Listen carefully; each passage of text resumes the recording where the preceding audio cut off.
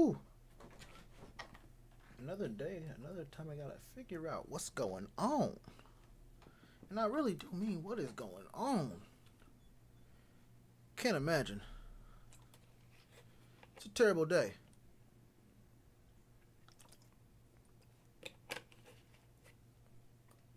Trying to wrap my head around it.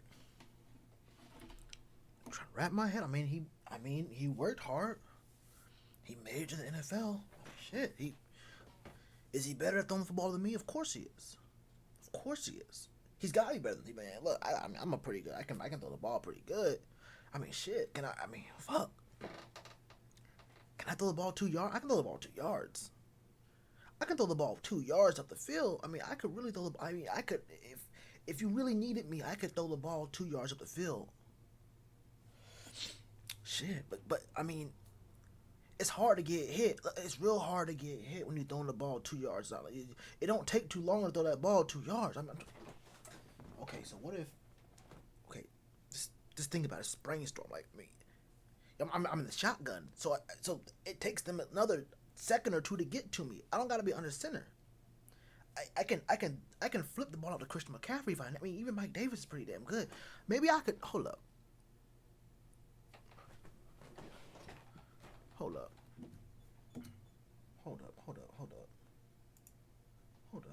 I gotta figure this out.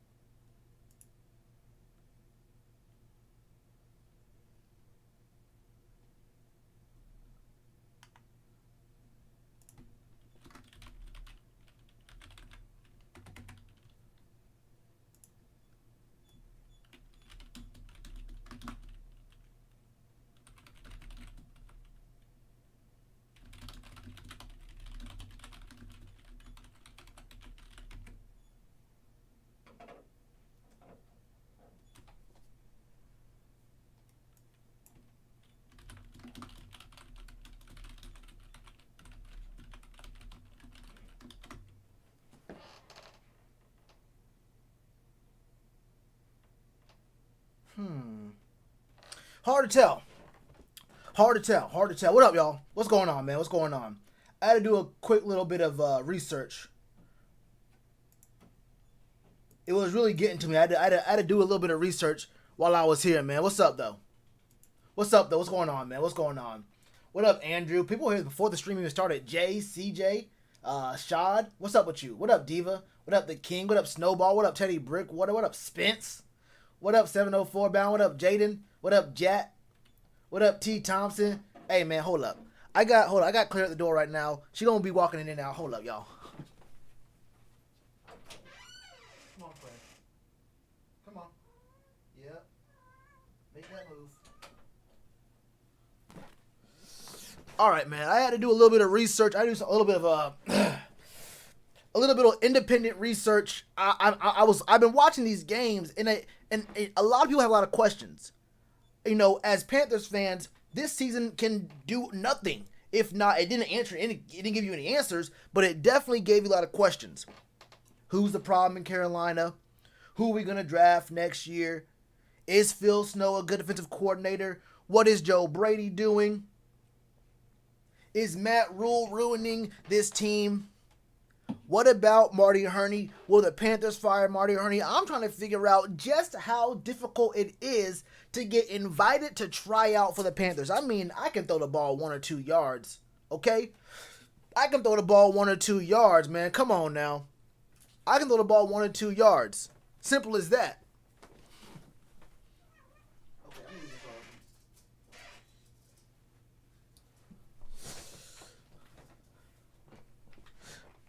Had to go check the mail real quick. I thought my letter from Panthers HQ came in like Hogwarts. I heard the little mail flap on the door open and close. I thought the owl came in with my quarterback certificate for the Panthers. Because what I'm seeing on the field right now is it don't take very much to be an NFL quarterback. At least when it comes to playing that position in Carolina. What up, King Deezy? My guy said, you loving turbid water with the $4.99. Bro, let me tell you one thing, King Deezy. let me tell you one thing right now. That money will be much better served finding Teddy Bridgewater an excuse. I want to get a GoFundMe together and pay Teddy Bridgewater to give me a good excuse for what he is doing on the football field. What up, Tree Fitty? You got 5 on it, finished strong? Well, that second part ain't gonna happen. In that first part, I feel sorry for you. It is what it is. You're getting finessed. You're getting finessed. If you got 5 on it, he taking it and he running with it. Simple as that. He taking it and he running with it. It is simple as that. What up, Monty? Teddy Pisswater, relax. CMC the GOAT. Do you still not want a quarterback in this draft? Just curious. I do not want a quarterback in this draft. I know this team does not have a good quarterback. But very, very soon, and even now, honestly, but very, very soon, we will be in a much worse position to actually support a good quarterback. Right? We'll be in a much worse position to support a very good quarterback, no matter who it was. We're losing the full O-line in a span of 2 years. So half the line is going to be gone after this season, and the rest of the line is going to be gone after the 2021 year. So we're going to have no O-line. So even if you want to sit a guy for 2 years, you have to find some semblance of protection. Because it don't matter who it is. It don't matter. We could have Patrick Mahomes on this team right now. And we would at best maybe. Well, by next year actually, without Moton, who I don't think we're going to be able to keep again, and then Russell Okung, we would maybe be 9-7. Maybe. All this falls on Tepper? Why is that? All of it? 100% of it falls on Tepper? Word? I don't think so. Definitely drinking claws. That ain't it. I don't even know what that is. I drink water and water accessories only. I drank 4 of these today alone. What is it, 7:38? Yeah, I'm about on pace for what I drink on the daily. 4.5 of these a day.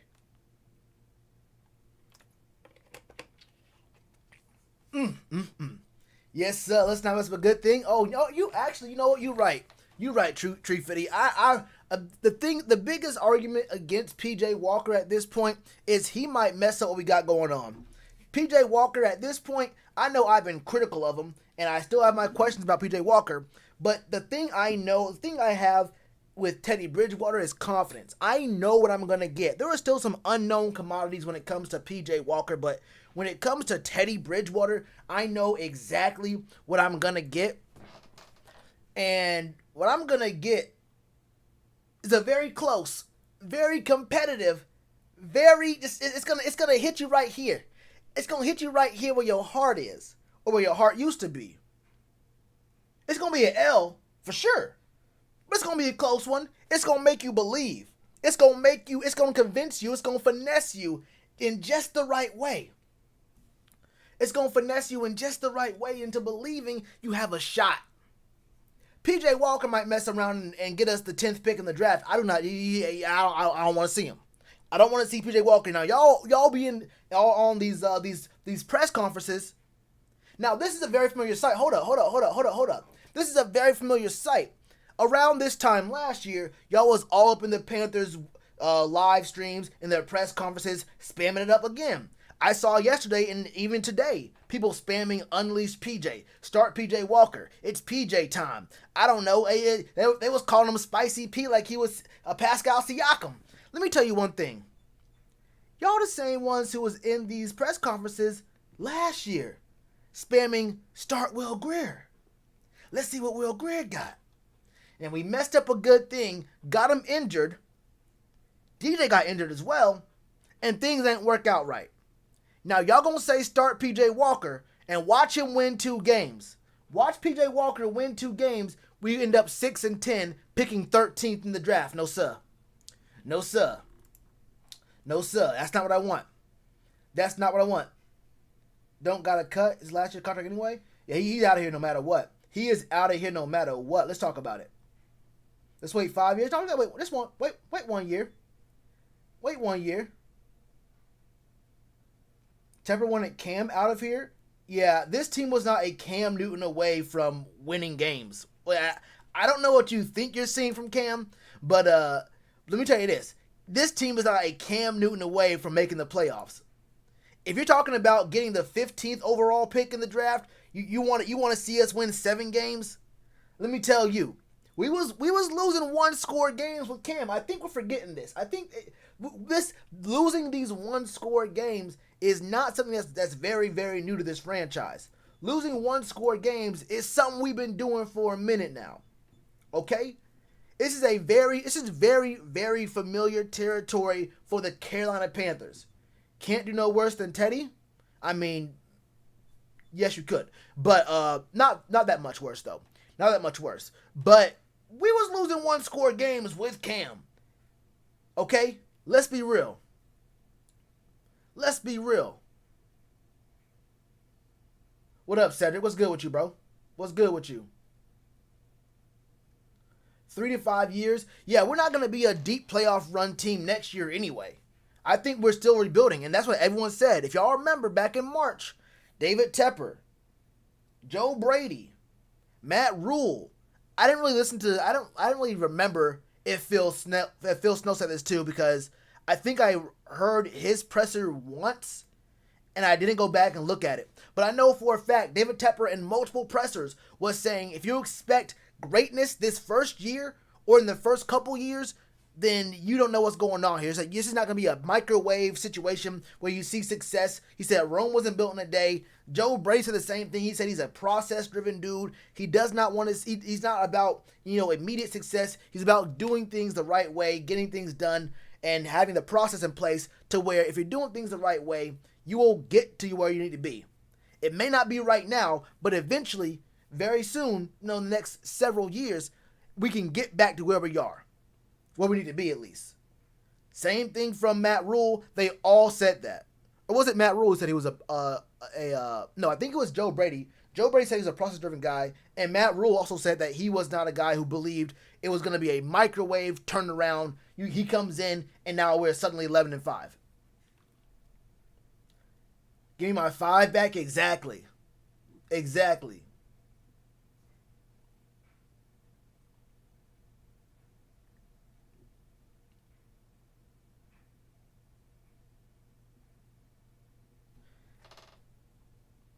Yeah, I always get the question about, do you think Luke's gonna unretire, or I miss Luke, or Luke would have us winning these games? I'm not gonna lie to you. The defense isn't really the problem. Even when we were blaming everything on Tyre Whitehead, it wasn't really the defense losing us those games. Even though Tyre Whitehead did lose us one game, but he lost us that game doing something we already knew beforehand. He was not in a good spot to actually answer the call there. In fact, I would say Phil Snow or Matt Rule lost us that game because they had him on the field.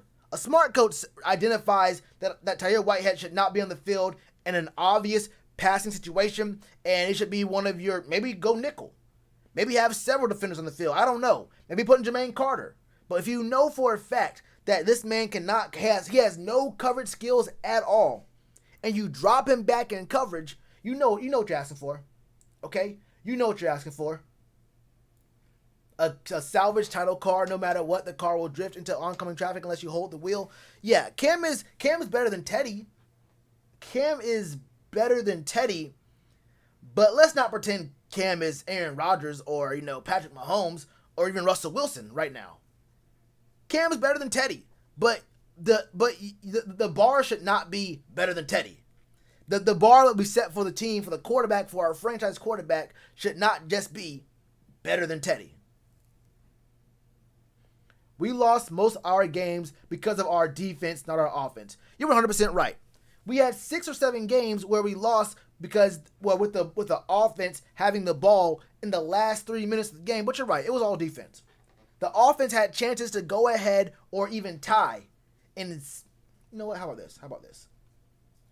Let's just go through it. Maybe you're right. Maybe you're 100% right. Let's go. Let's get into it. Actually, I hate this. That's not a good doesn't show it right for me. All right. Can y'all see this? Yeah, y'all can see this. This game, I'll put on the defense. This game, Teddy threw what? 1 or 2 picks in this game. I know 1 for sure. 2 picks. Got a lot of yards. He threw 1 that was a horrible pick, and I don't remember the second, but I know for a fact he threw 1 horrible pick. These are good games. This is a good game. This game versus the Bears, we had the ball. This game versus the Saints, we had the ball. This game versus the Falcons, it was an 8-point game, but we did have the ball. You got to get a 2-point conversion, but I mean, we had the ball. We could have won that game. This game versus the Chiefs, are we going to say it's the defense's fault? Are we going to say it's the defense? And in fact, this game against the Saints, they scored 21 points 17 points in the first half. I'm looking at I'm thinking about the second Saints game. Am I? No. I'm looking at the, what was this? No, okay, right, yeah. 21 points in the first half. They scored 21 points in the first half. That was defense. The zones were just 2 to 3 yards too deep all the time. They scored 2 field goals all the second half. It was 17 to 21. The game wasn't over at halftime. The Saints only scored 2 field goals in 30 minutes of regulation football. We scored a touchdown in the third, did not score in the fourth. Even a field goal in the fourth ties this game. And we had the ball there too. This was an 8-point game. The Chiefs, I'm not going to blame our defense for that. I don't blame the defense for that.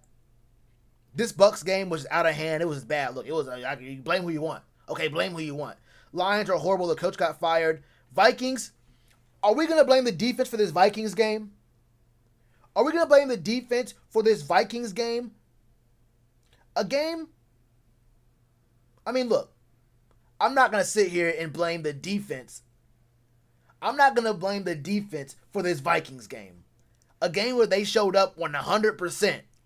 The only reason we were really in this game was because of the defense. Let's stop it.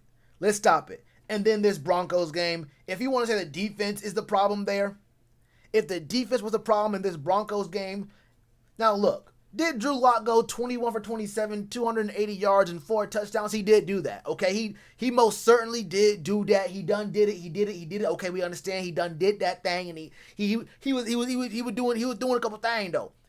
a couple things though. But what I will say. But yeah. I mean, those are okay. Yeah. The other two, two of the kicks we had chances on. We did have 2 chances on kicks, but we had 3 chances on kicks. One was ridiculous to even think we'd even get there, and he almost got it. Joey Slye was almost there, so I don't count at least 2 of those field goals from Joey Slye. I mean, they're just ridiculous kicks that are just prayers, honestly. But he has a leg for it. I think he had a shot at both of those. But I mean, as far as this game goes, I'm not gonna sit here and pretend that that Teddy Bridgewater had no shot at all. He had no shot to win this game. We had the ball with 3 minutes, just under 3 minutes, and he's throwing checkdowns all game. 3rd, 4th down, late in the game, throwing checkdowns on 3rd and long. Come on now, bro. And then we're talking about, I mean, I always hear about people saying, the defense is too predictable. Why is this man Phil Snow calling all this zone coverage? Why is it always zone? If teams know we're playing zone, why can't we play some man defense? Well, last night or Sunday, we played man coverage more than a couple times. I think we played more man yesterday than we have all year. I want to say all year combined. I saw way too many plays where we're playing man. And we don't have a single cornerback on the roster right now who gets any playing time who's a man coverage cornerback. Rasul Douglas is very good in zone. Rasul Douglas was in man numerous times and was getting beat, getting cooked. And we know Rasul Douglas is good. I saw people saying we should go ahead and cut Rasul Douglas, or Rasul Douglas is a bad cornerback, or he's just not good at the game. Like he's just not good anymore. I'm like, nah, you're asking him to do something that he cannot do. Now I agree. What up? I agree. We should run some man, but only if we have the actual personnel to run it. It would be great if we had a cornerback who was great in man. It would be great if we had a cornerback on our team for several years who was great in man that we did not let walk away. Simple as that. Simple as that. Let a man walk away. We paid another guy $54 million over 4 years to be a serviceable outside linebacker. We also paid Christian McCaffrey to take this year off. That was a signing that, you don't want to... Look, there's a reason why running backs don't get signed or don't get very big extensions, huge contracts. We're understanding the beginnings of that right now. Hopefully it's the end of it, but I have a sneaky suspicion that when you give a guy 400 touches, 350 touches, 300 plus touches for several years in a row, you're not going to see him get more healthy as his career goes on unless you change his role in the team.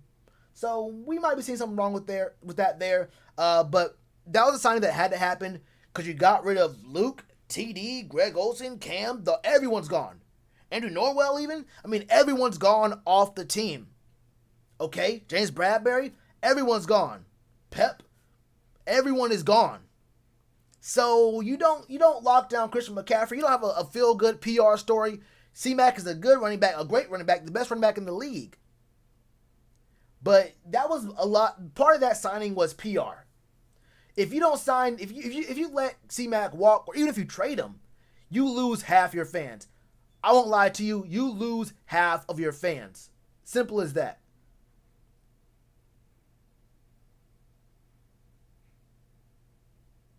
Yeah, we all understood. I think we all understood that Teddy was not going to be the long-term solution for the team, and that this was kind of like a tryout. This was a very long preseason for him. I wouldn't hate that, Kyle. I wouldn't hate that. We losing out? Well, we sure ain't winning out. We ain't too many winning matchups on our roster or on our schedule. You feel me? Ain't too many winning. Hold on, let me show y'all something real quick. Let me just pull it back up real quick. Now, do I even have to say a single word about this game right here? Can I just go ahead and skip this one? It's this Saturday, bro. We have 5 days, bro. It's on Saturday, okay? This game is on Saturday at 8:15. I'm glad it's on Saturday. I get an extra day to just decompress, bro. I get to watch maybe some good football. Maybe some good football on Sunday. I get to have a Sunday where I don't have to watch something. It's a palate cleanser. Y'all know what a palate cleanser is? I don't, but I hear the word a lot. Look, it's a palate cleanser on Sunday when we see some good football. Ron Rivera, does the Washington team look good right now? I mean, I ain't gonna hold you. These boys look serious. I ain't gonna hold you. These boys look serious. 6-7, the Washington franchise has more wins than us? If you look at it, hey, you know how everyone says the NFC East is the worst division in football? We have the same record as the worst team in this division. Us and the Cowboys have the same exact record. Okay? I ain't gonna hold you. It's not looking too pretty. It's not looking too pretty. And 2 of our losses are in our own division, or more than 2 of our losses. But two of our losses in our division were by 1 score. So we could have won both those games. We can't blame them. We can't blame their division. We could have 6 wins. We could match the number 1 seed in the NFC East in record right now. If we win those 2 one-possession games in our own division, let alone the one-possession games that were out of our division, like the Chiefs, like last night. You feel me? It's a whole lot going on. I don't see us winning the last 3 games. We should beat Washington, but we lost to the Broncos. So let me tell you something about this Washington team. Hold up.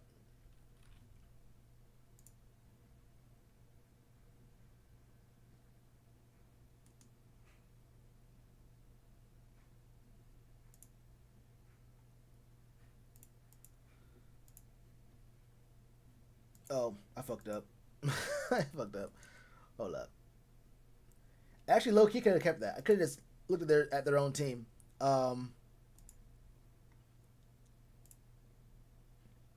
Right here, you can see the Washington team is number 5 on this list with 40 sacks on the year. 40 sacks on the year. I don't know if y'all understand what that means for Teddy Bridgewater. For a quarterback like Teddy Bridgewater, who holds the ball way too long, I don't think you understand what a team like the Tampa Bay Buccaneers are going to do to our O-line. Let me do this. Let me go to the depth chart, actually. To our went to the Bucks? What's going on here? Why did I go to the Bucks? To our O-line. Chase Young, is he good? Is Ryan Kerrigan good? Is Montez Sweat good? John Bostic as hell? Look, their front 7 is disgusting, okay? Their front 7 is disgusting, okay? Teddy ain't gonna survive. Teddy is not gonna survive versus their front 7. Really, their front 4. Really, their front 4. Chase Young will win D-Roy after facing us. Hey, I think he might. Hey, he has a point there, Norris. Hey, in Norris, hey, I think Jeremy Chinn is in the lead right now. Jeremy Chinn is 100% definitely in the lead for Defensive Rookie of the Year. But Chase Young is rubbing his hands together. He said, okay, it's about to be feast time. It's about to be my time now. Chase Young got a chance to go ahead and get 8 sacks in one game. I don't know what to tell you. If Chase Young gets 8 sacks in one game, which is very possible against our team, I'm going to say, look, Jeremy, look, bro.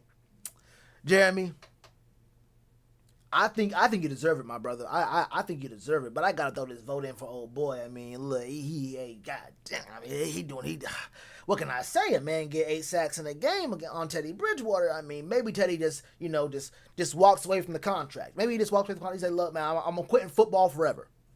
We make our money. Get rid of Teddy. Maybe Chase gets us off of Teddy Bridgewater. Not injury. Don't hurt him. Make him walk away from the game. Who knows? Saturday night primetime. That's the saddest way to get a primetime game in the NFL. You get a primetime. Bro, you get a primetime Saturday game. Disrespectful, bro. This just utterly disrespectful. How does that even happen, bro? They're like, all right, how do we get these boys from Carolina? It's gonna get them out of here. What do we do? Just stick them on a Saturday. We got important things going on Sunday. Stick the Panthers against the Packers, which happens a lot, actually. Have y'all noticed we've been going against the Packers, getting flexed against the Packers in prime time or the 4 o'clock slot a couple times now, and it's always in Green Bay. Hey, bro, why is it always in Green Bay? Hey, for real. Why is it always in Green Bay in December, bro? Hold on, let me just do this real quick, man. Y'all don't understand what I'm talking about. Y'all know what I'm talking about here. Hold on, I gotta do this, man.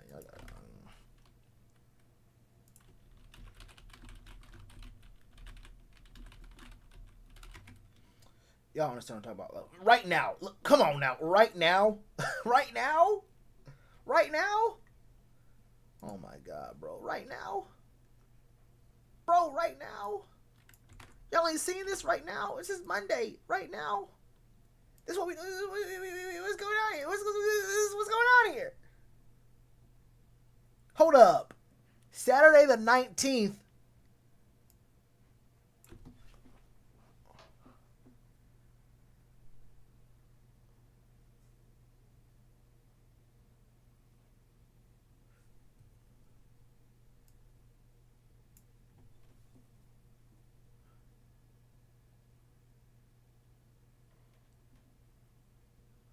$25 degrees, kind of windy, a little bit windy, after a light snow in the morning.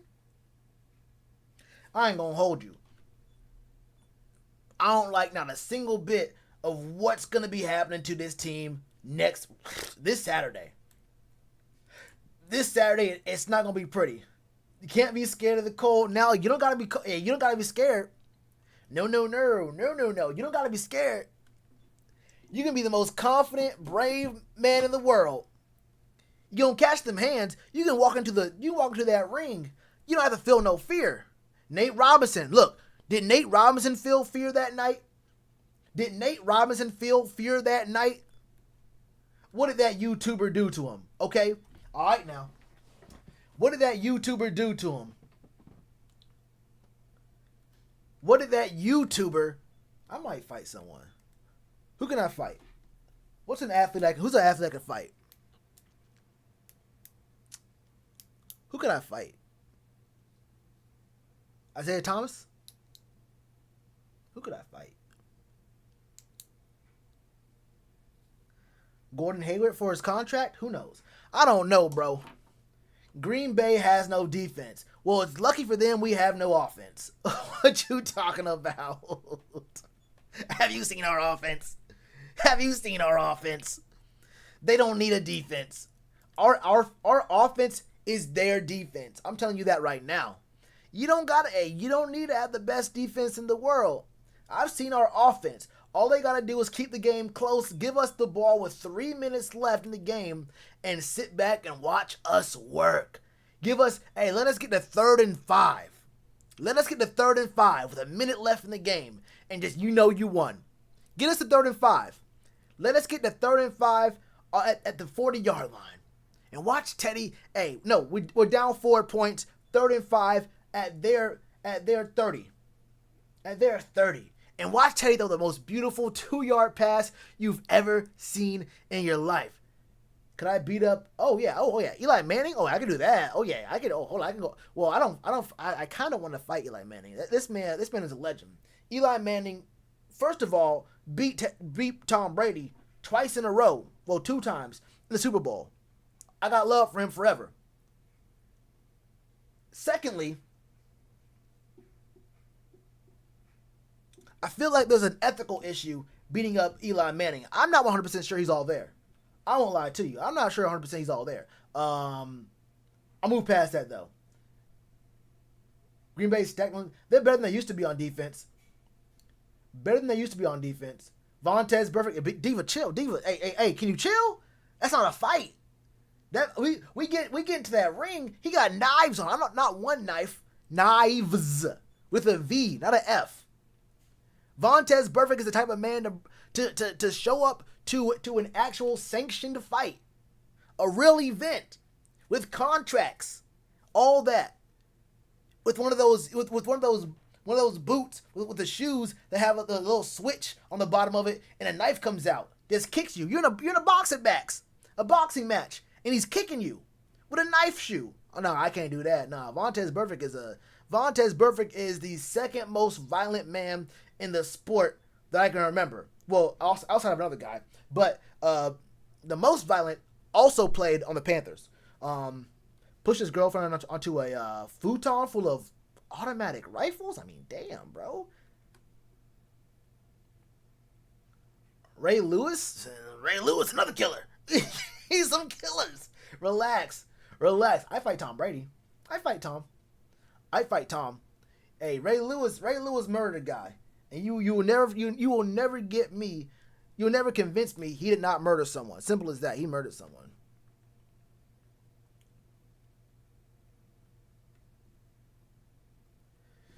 Hey, I have not seen Teddy's. Let me look it up. I have not seen Teddy's van. Is there a picture? Just a quick Google search. I can't find the van. But Earl Thomas' wife. No, she got a thing on her too. But hell no. Make sure I win, of course. Can I beat Trendon Holiday? I don't know who that is. Who is Trendon Holiday?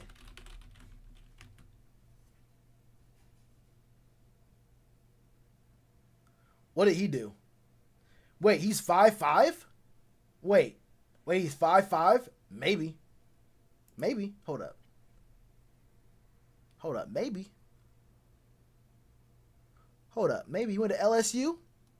They a little violent over there. Maybe. Let me see. Quick little drop kick, who knows? quick little drop kick. Who knows? There's a few people I could beat. There's a few professional athletes. There's a couple of them. There's a couple of them. I mean, quite a few of them, actually. I mean, I ain't gonna lie to you. There's quite a few of them. Quite a few of them. Anquan Bolden. Maybe Richard Sherman. Maybe Richard Sherman. Maybe Richard Sherman.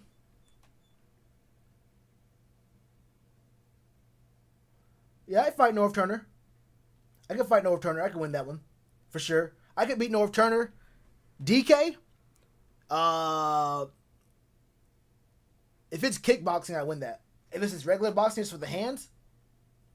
Kareem Hunt, but it's kickboxing. Yeah, I can't beat Kareem Hunt in the kickboxing. I can beat DK in kickboxing.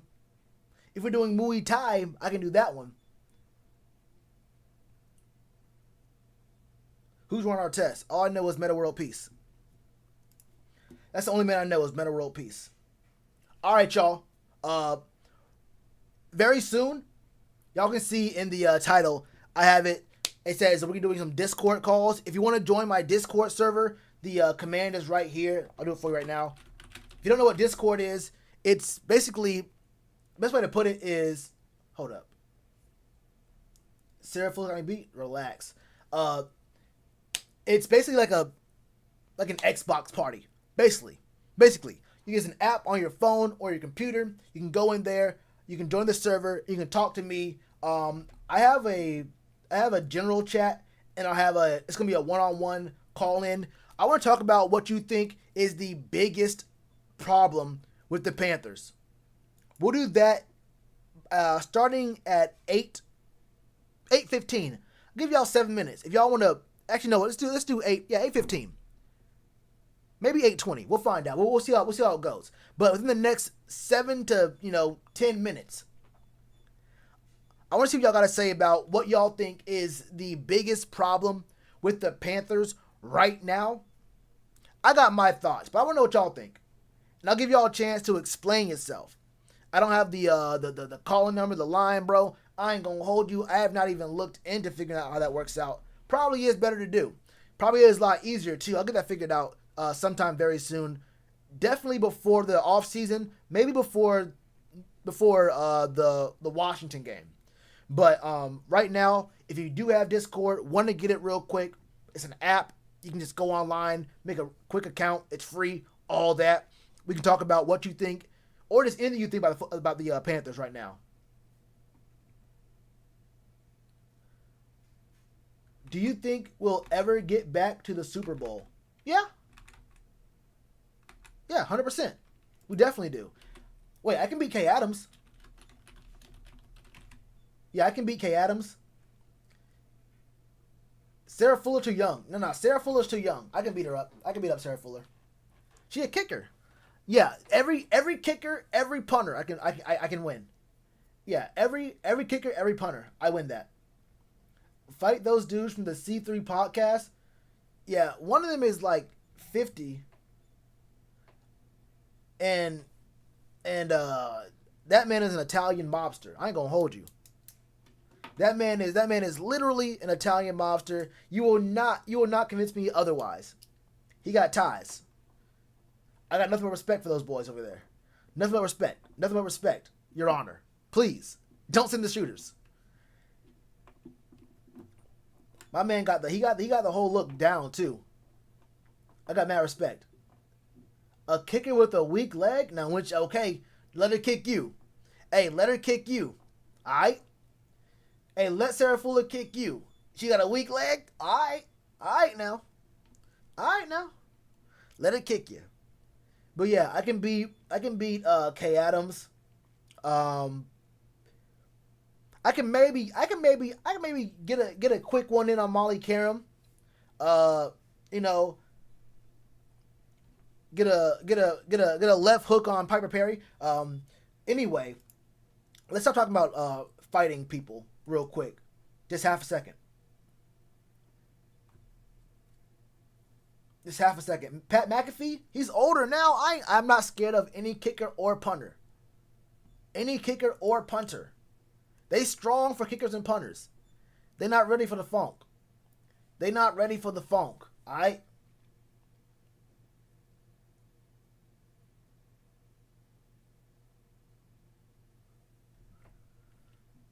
And I'm being 100% real.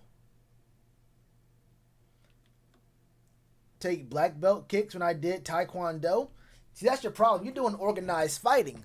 When it comes to a street fight and Sarah Fuller pull up with the gang, hey, I'm not gonna lie to you.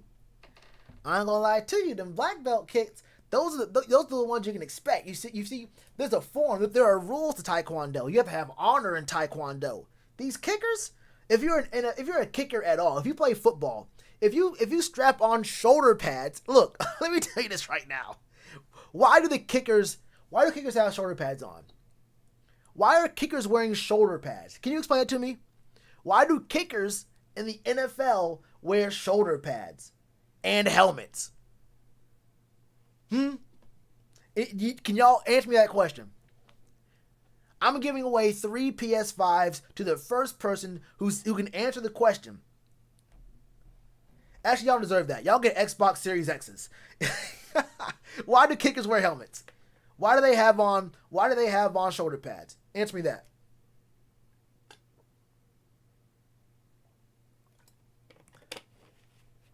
What up, Adrian?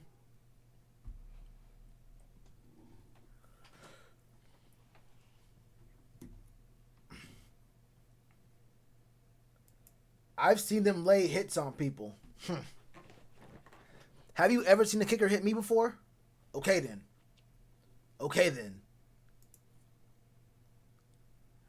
Don't give me no dumb answers. Have you ever seen a kicker hit me before? All right then.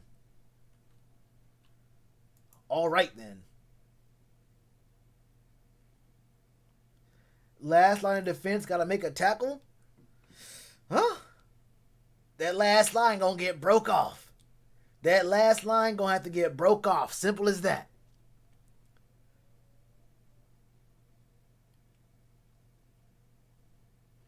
Now, who do I think of? I mean, you already left off one of the best players of all time. A guy who started more games than Luke Kuechly. You just gonna leave off Colin Jones? Colin played more games for the Panthers than Luke. Colin's a bigger legend. Luke had that dog in him. He ain't no Colin. He's good, but he ain't no Colin Jones. Remember that kicker? I'm gonna stop you there. No. Remember that kicker? No, I did not remember that kicker. I don't have to read the end of that sentence. The first 3 words, remember that kicker. Cannot say that I do. Cannot say that I do. Cannot say that I do.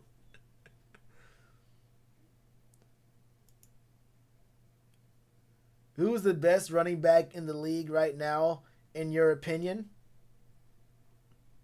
Lamar Jackson. I can't name one kicker in NFL history. Past, present, or future. I only know about Sarah Fuller. And that's on accident.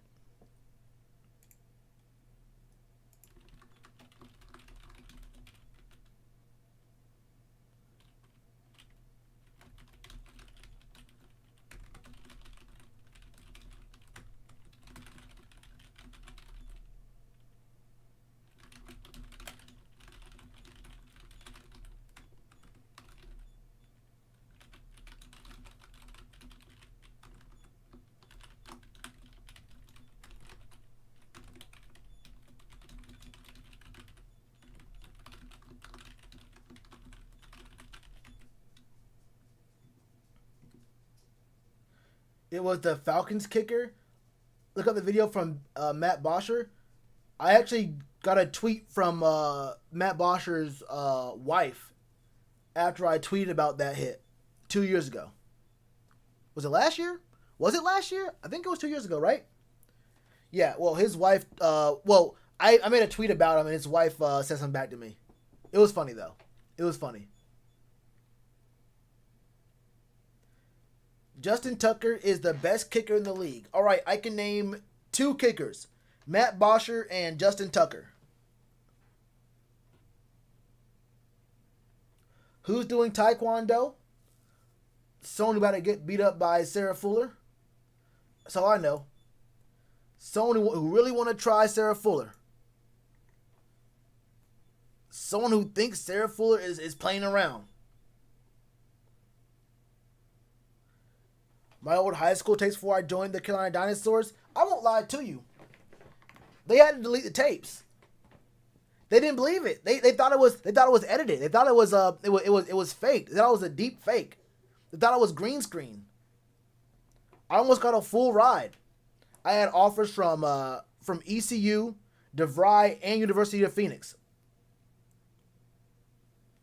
But I played too many positions. I played receiver. I played quarterback on in Wildcat formations, and we only ran Wildcat. I was a corner for exactly 14 plays.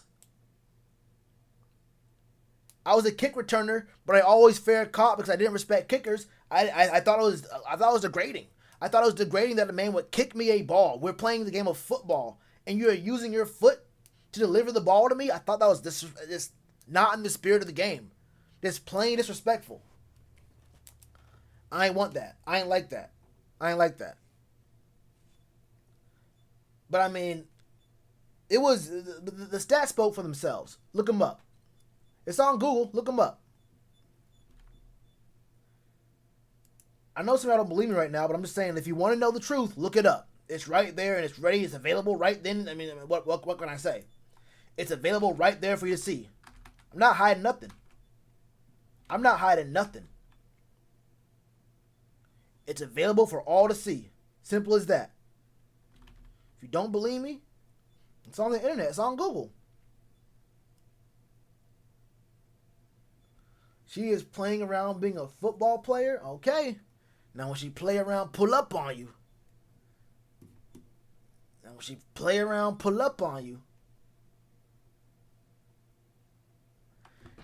Ever want to fight Tahir Whitehead?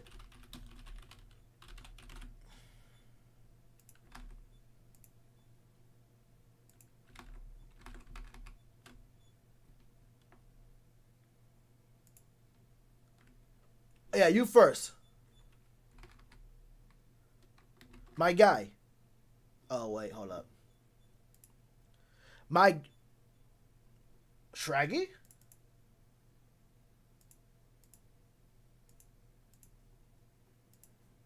Whatever. Do this for a minute. Yeah, you first. That's all you. You want to fight? You want to fight Tahir Whitehead? Okay. You want to fight Tahir Whitehead? You go ahead. I'm right behind you. I am right there behind you, my brother. You go in first. I'm gonna jump in with the flying. I'm gonna just off the top rope.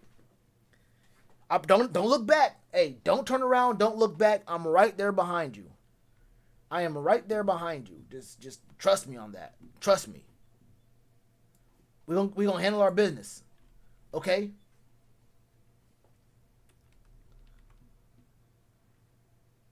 What's wrong with that, Diva? How else would you know that someone's a quarterback? There's literally no other way of knowing. Of confirming, at least. You can't get confirmation. You gotta show. You gotta have a license for it. You gotta have a certificate. Otherwise, just any person will say they're a quarterback. It's kind of simple. I mean, it's in the rule book. I mean, you didn't read the rule book, so I understand. You don't know what the rules are, but I mean, it's in the rule book. It's in the rule book. It's a rule. It's a rule. But we have a really big problem so far. I mean, look. Right now, yeah, no one's coming to the Discord. That's fine. But we have a really big problem on this team, and it's just that I think we honestly have a loser's mentality. If I fight Tahir, you never hit me again. Look, hey, we gonna remember you, bro. We gonna remember you. I'm gonna bring the edible arrangement to the funeral.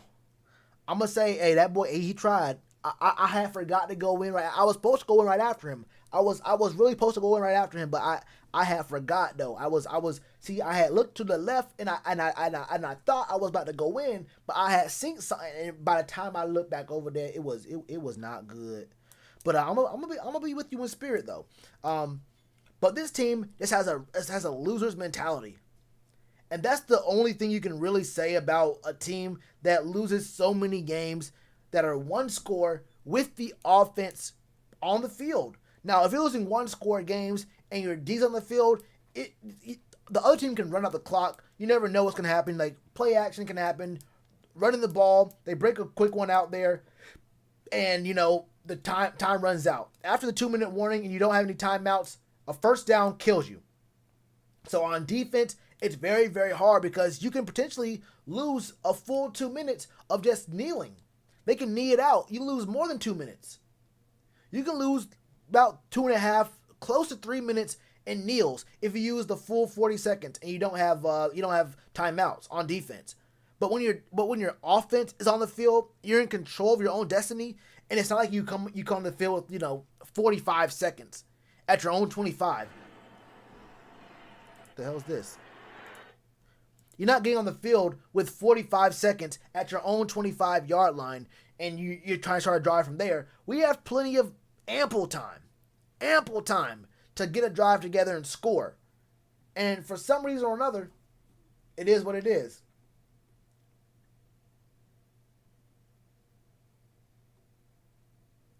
Yeah, he doing he in the yeah. If he hit me, I'm gonna hit the bank. What up, Christopher? I was just saying people I could beat up in the NFL or just in general.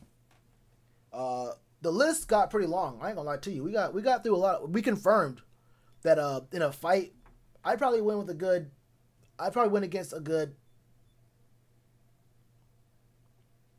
23% of the league.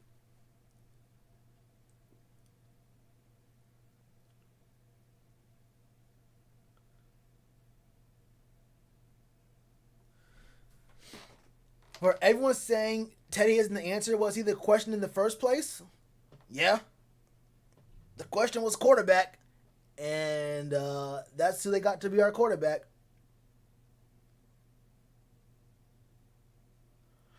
Yeah, I think the team kind of they sold us a product. They told us they did the perfect finesse job. They told us all during the offseason that we weren't going to be a really good team, this year and maybe even next year. But they made moves like signing Robbie Anderson, making the moves on defense, getting Teddy Bridgewater. It made you believe that this team could maybe, you see Mike Davis. When you see C-Mac go down, then you see Mike Davis have some really great games, some very impressive games. It makes you believe, it convinces you, maybe we can have a playoff year. Maybe we can have a playoff year. But the expectations from the very beginning were, 4 or 5, maybe 6, upper echelon is 6 wins. Closer to 4 or 5 wins, honestly. The 14-2 dream was alive for a minute. We could have really made that we could have made that a reality, okay? We really could have. The numbers got in the way. I don't have time to run the math and explain it all, but the 14-2 dream was alive up until week 9, I think.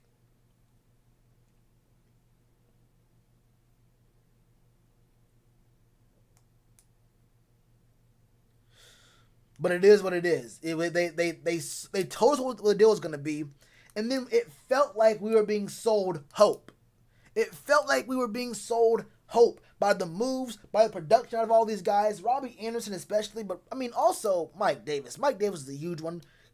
Jeremy Chin putting in work. Brian Burns kind of started off a little slow. I think Brian Burns started off kind of slow. The whole defense was kind of slow to begin with, but even Dante looked really good. Rasul Douglas, there was a lot of stories, a lot of individual stories of dudes looking good. But as a whole, the team never gelled, and our hopes that we created in our own minds, The team never said we were going to be winning. The coaching staff, the ownership, they never said we had a winning team, ever. They never said that we're going to be going to the playoffs, and that was the goal. That was never said. But, you know, when you see the things you see, and you see all the individual storylines all come together on different levels on both sides of the ball, you see the numbers maybe suggest that Teddy Bridgewater was a little bit better than what the context of those numbers said. It is what it is.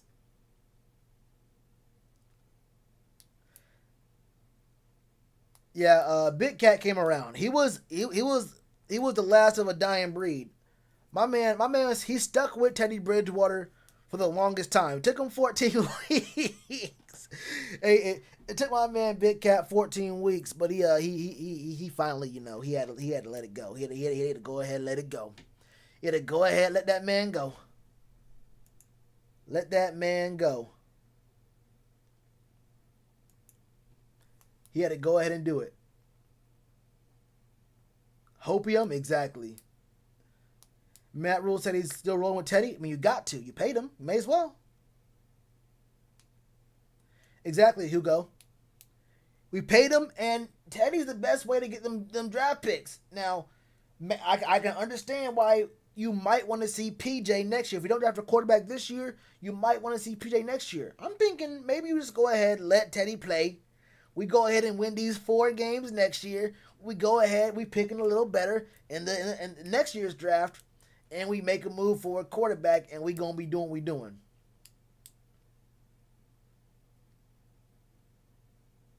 Yeah, YGM is real. I think our whole D line. Honestly, I wouldn't be mad at us using a second or third round pick on interior D line, and the whole D line be monsters. We could have something like the Washington team. We could have something like the Washington team. The whole D line be first and second rounders. That could be a real thing. Nah, Teddy's confident. He's confident. He just not producing. I believe Teddy is confident. I believe he's very confident. I also believe that his skill set is not very good. He's very confident. Like, what you want is right here. He knows where he's at, and he can perform at this level with the best of them. If all you're asking a quarterback to do is this right, y'all even see me? Hold up. If all you're asking a quarterback to do is right here, if it's right here, Teddy will be the best quarterback of all the quarterbacks in the league at performing at this level. You ask him to do this. You ask him to do this. You ask him to do this. There's a little bit of a disconnect. It's a little bit of a disconnect. I don't know what to tell you. The arm strength? I think he does. I think Teddy does have the arm strength. I think he just does not want to throw deep. No, I've seen Teddy throw deep. No. I've seen him throw deep. I've seen Teddy throw deep. He has the arm strength. He don't want to do it, though.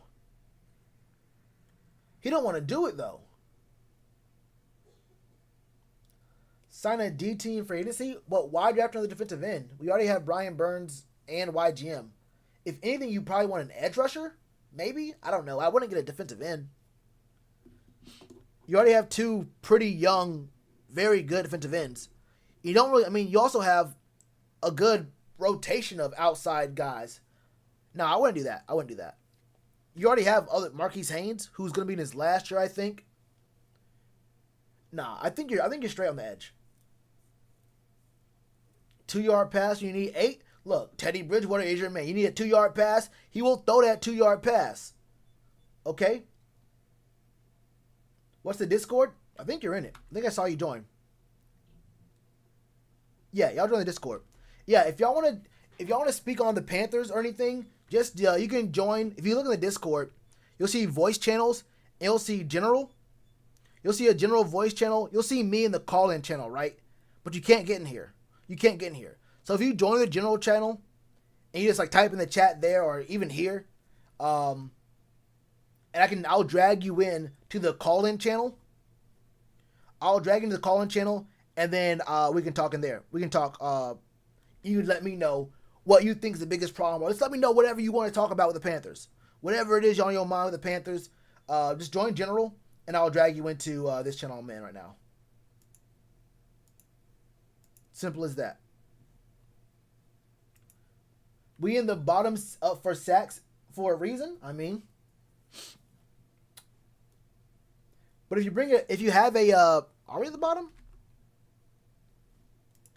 What do you mean by bottom? Like all the way? I don't think we're all at the bottom. We also had a really slow start, didn't we? We had a real slow start. Oh, we are at the bottom. We're like, yeah, like 6th to last with 19. Yeah, the team we're playing, the after this Packers game, the team we're playing has more than double the sacks we have. But yeah, we had a slow start. I think having an interior D lineman right beside Derek Brown is going to help him out.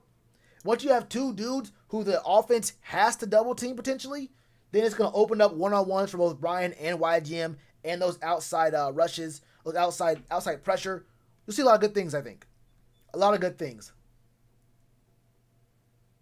But yeah, you're right. I did not know that we were actually like this slow. I thought we were like, around 22-ish, like, 23-ish. Nah, we're at like 28, 26. I thought we were, closer to average than the very bottom. But yeah, we're actually near the very bottom.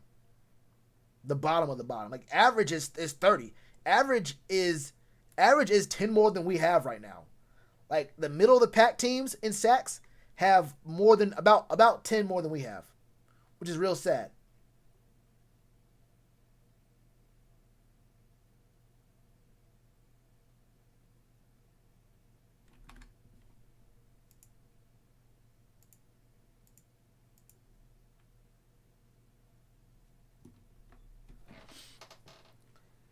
DT, middle linebacker, left tackle, guard, quarterback. Depending on how you rank those for need, I don't know if you can get a quarterback this year. But yeah, I agree. We need O-line. I look at the secondary too, though.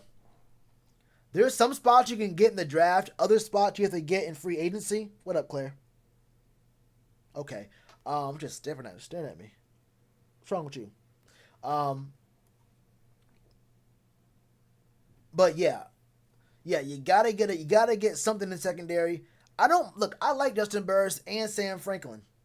I think Sam Franklin can be a linebacker. Honestly, neither one of them is bad. Like I don't have anything negative to say about them. I actually like Trey Boston too. He's not good or he's not great, but like he's not like horrible. I don't think he's horrible. Not any more so than any other player. You feel me? But I wouldn't mind getting a free safety. I wouldn't mind drafting a free safety. But yeah, I also would not hate getting a corner.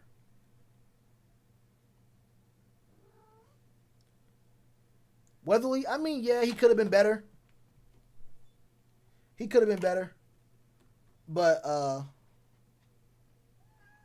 okay. But were my expectations for Stephen Weatherly all that high? He has some good games though. He has some pretty good games, some solid games.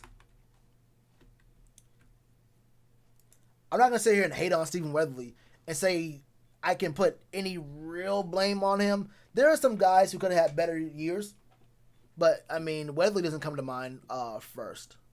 But yeah, he's someone who could have did a little bit more.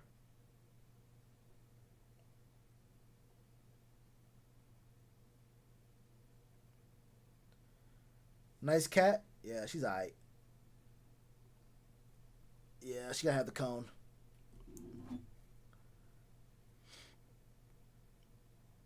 Yeah, she'll be good. She'll be good soon. Just gotta, she's going through right now. She's going through it right now. The players aren't buying what Rule is selling.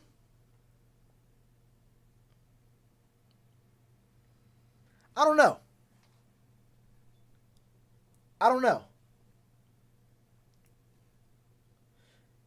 The defense looks all right. On offense, though, I mean, I can't really say that because I'm looking at Teddy Bridgewater staring down his reads and looking off open tight ends and throwing check downs. I don't know, bro. Can I really say that they're not buying into Matt Rule? If that's the case, then I wouldn't say it's the number one thing. Maybe.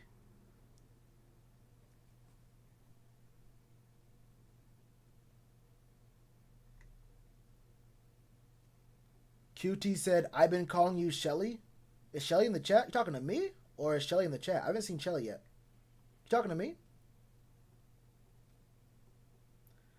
What happened to Claire? She got an infection, like above her eye. And she like scratched it or something like that. She's got to get like special shampoo, and, like drops and stuff. She going through it.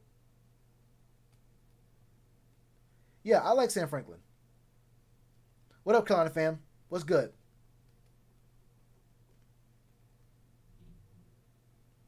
Yeah, Trayshawn, it's bad. It's real bad. It's sad. I mean, it's not just bad. It's sad. Through Discord, all right. So when you're in Discord, right? If you're in the app or on your computer, or whatever, you can look on to the left. You'll see all the channels inside the server. Oh, hold up. Oh, someone was DMing me. Oh, no. Go to the actual Discord. Go to the channel. Hold up. Let me send you the invite to the channel. I didn't see that you were where's the invite? Here it is.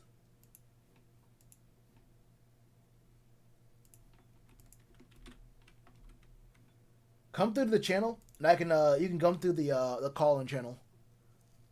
But yeah, the server. Yeah, come to the server. You'll see on the left side there's two voice channels. There's general and the call-in channel.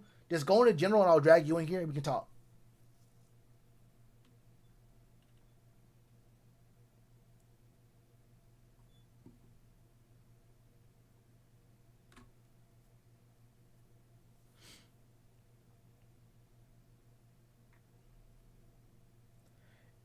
Yeah, I noticed that, but like, do it through the channel. Do it through the our actual server.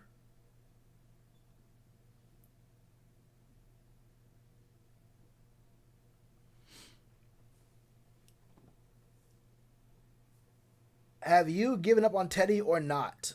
I was never really sold on Teddy. The only time I was kind of sold on Teddy was before the year when he said he was going to make an effort to pass to the tight ends.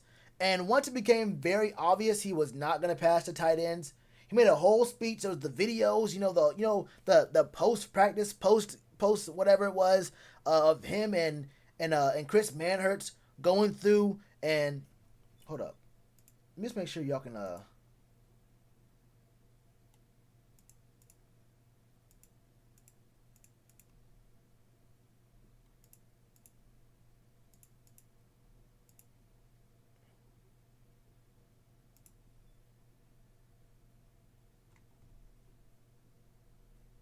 right.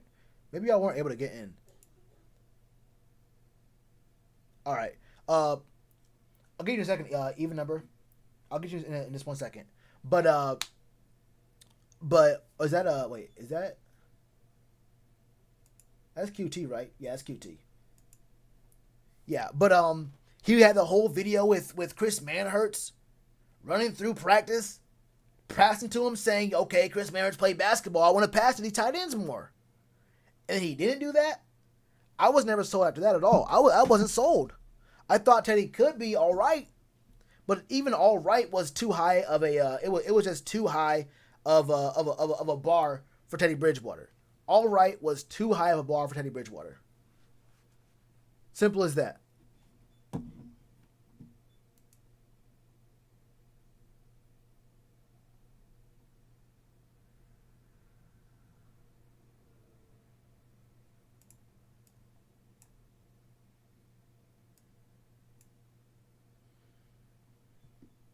Yo.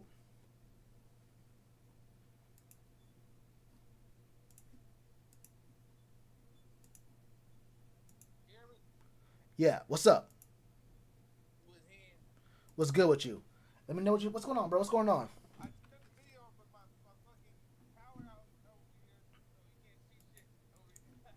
What's up? Oh, word.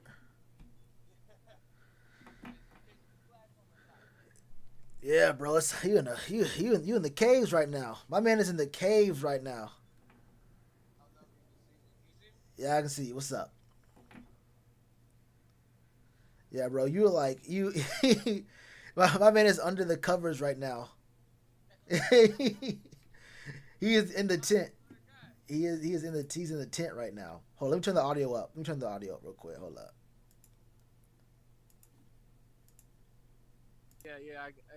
It's fucked over here. There's no light anywhere. Wait, where you at? I'm right here in front of my house. The power went out on the block. Damn. Also, I thought it was like a widespread thing. It's like just the whole block went out. Yeah, the whole look. You can't see the sky. Oh, I thought you were actually inside your house. Yeah, I see the street lights. Yeah, this man is outside of his house right now. I mean, I don't know. You might. Hey, look, you might have a situation on your hands. I'm not gonna lie to you. There has been a series of movies that depict something very similar to what's going on in your neighborhood. I don't believe in that movie shit. It's good. I got pit bulls over here. You know what I mean? It's been a series of movies very similar to what's going on in your neighborhood. I'm gonna say be safe. I'm just say stay safe. It's good, fam. I got pit bulls. Like I said, plural pit bulls. You know what I mean? Like, hold it down, then. What's up, though? What's on your mind, though, bro? What's on your mind? Talk to me. Man, this whole shit with Teddy, it's crazy, bro. I can't fuck with Teddy no more. You know what I'm saying? I was one of those people fucking fooled too, that was like all about it. I put $250 and we go 10-6. Man, all the shit, bro. Like it really looked like the right recipe, you know. And then that shit, you taste that motherfucker, and it's nasty as fuck. You feel me? You can't even eat a spoonful when you starving. It's trash. Like you getting steak and you look up and it's a McChicken. I'm telling you, you can't even call this meat, bro. Yeah, it's that man. impossible. We had a better season with Kyle Allen, bro. Ain't that something? You know what I'm saying? Like, man, think of Kyle Allen if he had a $20,000 line in front of him. Like, you know what I'm saying? See, that's what it's going down out here. Wait, hey, you said you put $250 on the team being 10-6? I did, man. I did. I bet Twine over on Big Cat's fucking whoop the whoop. You know what I'm saying? You made someone very happy. Yeah, he was happy. It's all good though. I pay my debts. You know what I mean? Yeah. Someone it all really falls down to that pivotal point of the quarterback, though, bro. Like, he get us there, and then every single drive he off. Like, what the fuck? Like, how you not gonna make 7 of your last fucking drives? You know what I mean? To score games. You know what I mean? Like, you the opposite of a clutch player. You feel me? Like, what? The exact opposite. Like, what's crazy? What's really crazy is if you remember, like in that game Sunday, like we had a drive with 8 minutes left. He looked good on that drive. That drive was all right. We thought that was gonna be something going on. We got a field goal on that one, and then Teddy gets some pressure. Mm-hmm. Then he has to. He realizes, okay, hold up, I actually gotta win this game here. Yeah, no, I'm saying, and you start turning to a pussy, and it's like, bro, like, you trip on this thing too. Every single time it's that last play that really means something, that decides something. They pull stunts on it, and it worked. Like, that's the stupid part. Like, you see, like the blueprint was out during Chicago game. That's where it all fucked up. And they run the stunt on us. You know what I'm saying? On third down, on valuable downs and whatnot. You know, and it just fucks us off every time. And like you see it's coming, do something about it. You know what I'm saying? They try to have Thomas in there. Tell him, get the fuck out. I need man hurts and block somebody. You feel me? Because Thomas ain't even catching the ball when the ball getting thrown to him. So I don't know what the fuck he good for. Keep it real. We need to get Thomas off the team. I ain't gonna lie to you. Hey, he got a 67% catch rate, but when you only get thrown 24 targets in 14 weeks, I mean, I don't know, bro. I can't base his game. Trash. I can't base his whole game off of one drop. Now, when he got his opportunity, he ain't catch it. But I've also seen Teddy Bridgewater look him off when he's wide open. Okay? Yeah, there's a lot of that. And that's what I'm talking about. This whole shit with fucking Teddy Bridgewater, it's a wrap, man. It's a wrap for this motherfucker. And, like, I'm even surprised. I'm hearing like Matt Rule in this little interview thing he did today with the how he was like, he even mentioned like Will Greer and shit, and like after the literally right after saying I ain't about to like put motherfuckers in and shit, like that means your job hopefully is gone at least. I don't know, maybe I'm just optimistic, but look, I don't think he's gonna that's put. the problem. This man. If Matt Rule was smart, I think he would try to see. I guess you can look and see what you got with Will Greer and PJ. But the thing is, it doesn't really matter what you got in those two because you already paid Teddy. Teddy's already getting paid for next year. You can't cut him. Yeah. Like the dead money, the money's already spent. Okay, the cap hit and the dead money don't make sense. You can't cut him. And if he's on the roster next year, I mean, you gonna pay him for nothing? He better be doing your kids' book reports, cleaning up, getting the water. I don't know, mowing the lawn. You gotta get $20 million worth of something out of him. If he has to fly the plane, he gotta be the one out there. I don't know. You gotta get $20 million worth of something out of Teddy. You can't just cut him though.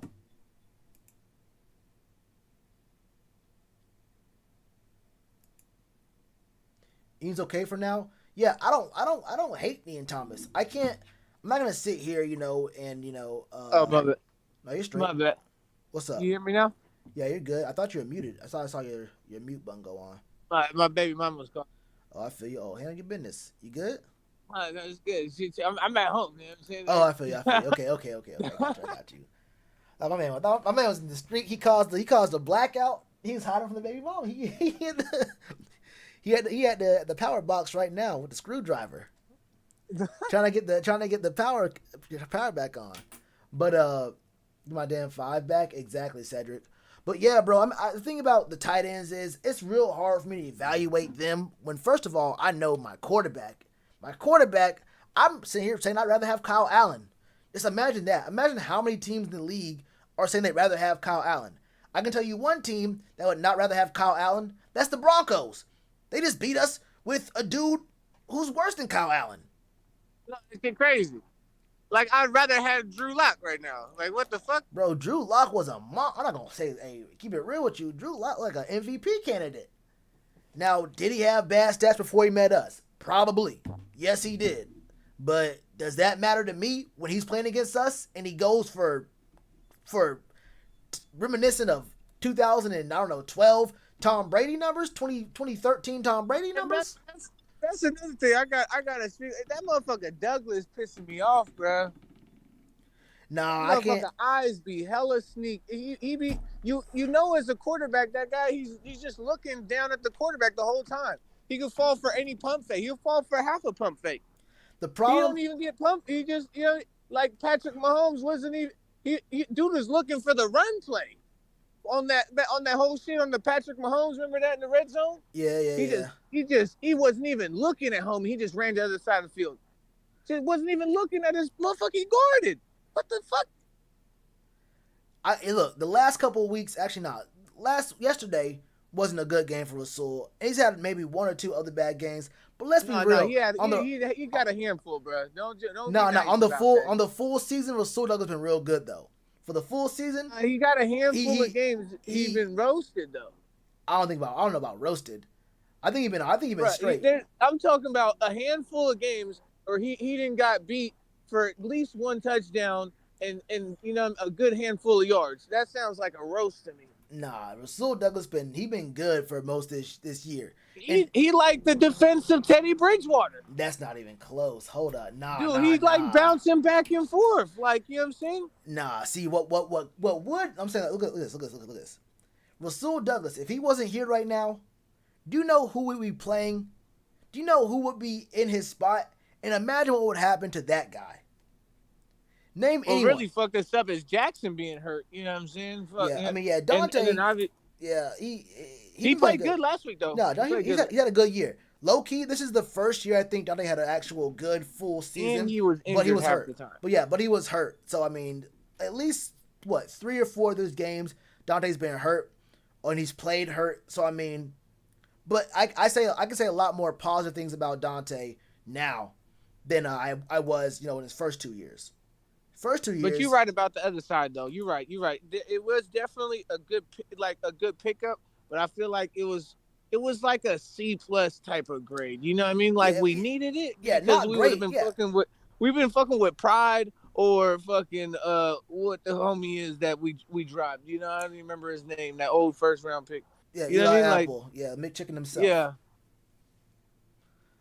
Yeah, it's crazy as fuck. I'm glad he didn't even play. That man Eli Apple did not play a down. He played like what three, I'm four glad. downs. I'm glad that motherfucker was a scrub. Bro, I don't know why we even signed him. When we signed him, I had no. I thought it was a joke. I thought it was a typo. I said Eli Apple. Are there any other Eli's in the game right now? Any other apples in the game? Maybe you're talking about like I don't know. Maybe it was Evander Orange or something. I don't know what it was. But You see my tree? damn, See my weed? It's on my name. should have kept Bradbury. But yeah, man, fucking, you're right about Douglas, but it's still, I feel like he could have done more. You know what I'm saying? Oh, you could have done more, but I mean, look, when you think about it, he was a cornerback who got cut from the Eagles. Look, the bar wasn't very high. If the Eagles secondary was worse than us last year. Yeah. Eagles secondary was bad. So if someone got cut from them, he did better than I expected. I thought your corner got cut from the Eagles. I thought it was gonna be just horrible. He did better than expected, but he wasn't like a game changer or like one of these dudes who will win you games. He might not lose you some games, but he's not the kind of guy who's gonna show up and shut down someone completely and be one of the best in the squad. But he definitely played his part. I'll give him that. He played his part. I can't take that away from him. But at the same time, he been getting me mad. I gotta get that off my chest. He been getting me mad. Yeah, he hasn't been great in the last couple. But I mean, also he was in man coverage a couple times. At least yesterday, and he is not a man cover corner. I know people talk about us playing too much zone. I don't think we have one single man corner. I think Troy Pride played man. I think he played man in college, but Troy Pride is not ready for the NFL. I would have trusted nobody playing man right now. He's like making me feel like he a bust. I ain't gonna lie. He just needs some development or something. No, he needs to. It's gonna take a little bit. It's gonna take a little bit. Troy Pride gonna take a little bit of time. Sound look like a lot of bit. The thing is, but he is in 4th round. You know what I'm saying? Yeah. The problem with that is he has to get playing time to get experience. But if he's getting playing time, he gonna have to get that experience of getting burnt and us losing these games. Which I mean, at this point, may as well start him. At this point, but also Matt Rule also made a great ass point about preseason. You feel me? Like that's 1,000 to 1,500 fucking reps right there we could be evaluating homies. You know what I'm saying? And I was like, damn, that's hella true. I'm really like looking forward just to seeing homie on a full off season like Matt Rule. Not even like I could see Teddy Bridgewater still being there and all this shit, and I could even still have some confidence off of that because of like the fucking off season of Matt Rule. I'm so confident in the homie.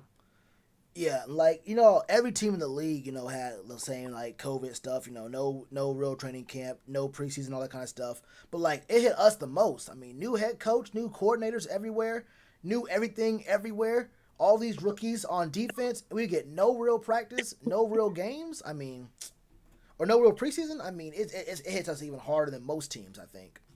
And it's hard to say that's the excuse because honestly, we've been close enough in these games to where the preseason shouldn't be the issue for winning losing these games. The fucked up thing is we've been close enough in 7 games where it's less or a touchdown. That's on the quarterback. You can't blame that on nobody but the fucking quarterback. The statistics all fucking pointing to one motherfucker. Oh, you could say one game. Oh, the blocking, this and that. Okay, that got fixed. You could say one game. Oh, the receiver didn't do this. Okay, that got. You go. Where's the 7th excuse at? Hold up. I just heard someone say they would trade Teddy for Carson Wentz. I would too, and get a better draft pick out of Wentz moving up in the draft. Like straight the fuck up. Would I trade Teddy for Carson Wentz? I feel like that's just a lateral move. I feel like I don't. At that point, what am I really doing? I don't even care enough about that. It's like, what am I going to do with that? I mean, maybe. It just doesn't make sense. How you get to the end of every game and you pussy the fuck out Yeah, every he time. seemed a little scared about pressure. I feel like when there's no pressure, he does pretty good. He's I don't know. Maybe it's a confidence thing. Bruh, no, you can't even say that. See, that's what I'm trying to say with the excuses shit. The fucking Vikings game, no pressure in his face when he threw that Oh no ball no no no to no. motherfucking DJ. Not pass pressure. No, not like pocket pressure. I mean in his head, the The pressure to win time. games. Yeah, the Yeah, timing. exactly. Yeah. Yeah, Well, I come think. on. You really gonna fucking just say, oh, that's the excuse? Like, Oh, it's what not the an fuck? excuse. Oh, it's not an excuse. It's a weakness of his. That's not an It's excuse. the ultimate of all weaknesses. That's Exactly. why you would rather have a fucking Carson Wentz, right? At least that motherfucker could finish a game. Can he finish the season though? I don't know about that. Carson If he Wentz. could finish at least 1 of 7 games, he got more. He got He a can couple W's, he can right? do that. Yeah, he can do that. Right? You know what I'm saying? Like the 3 games that Teddy Bridgewater won for us this year was literally defensive wins. Yeah, Teddy's biggest problem, I think, is it has to be the pressure. I think the pressure just mounts up, and he just is not able to really answer it. The man is trying. I guess he's too much going on in his head, or he thinks there's way more pressure that's coming to him, and he has to make the very quick throw. Like things happen a lot faster for him on the field. He sees it going too fast. I don't know what it is, but all this check down. He's saying he thinks he can find Curtis to get past his man, making a 2-yard pass on 3rd and 8, whatever it is, 4th and 8. I mean, that's a sad excuse. You feel me? That's a sad excuse. I don't want to hear about maybe you have to happens all quick. Nah, bro. I think it's too much pressure. I think when it comes down to it, because I saw him when we got the ball at 8 minutes, we could have got a touchdown on that drive. He was dealing. Ended up with a field goal, but he was dealing. Yeah. And it was not until that we got the ball with 3 minutes left, and he had to go up the field. He ain't know what to do. Now, some of that was the O-line didn't help him that last drive a little bit.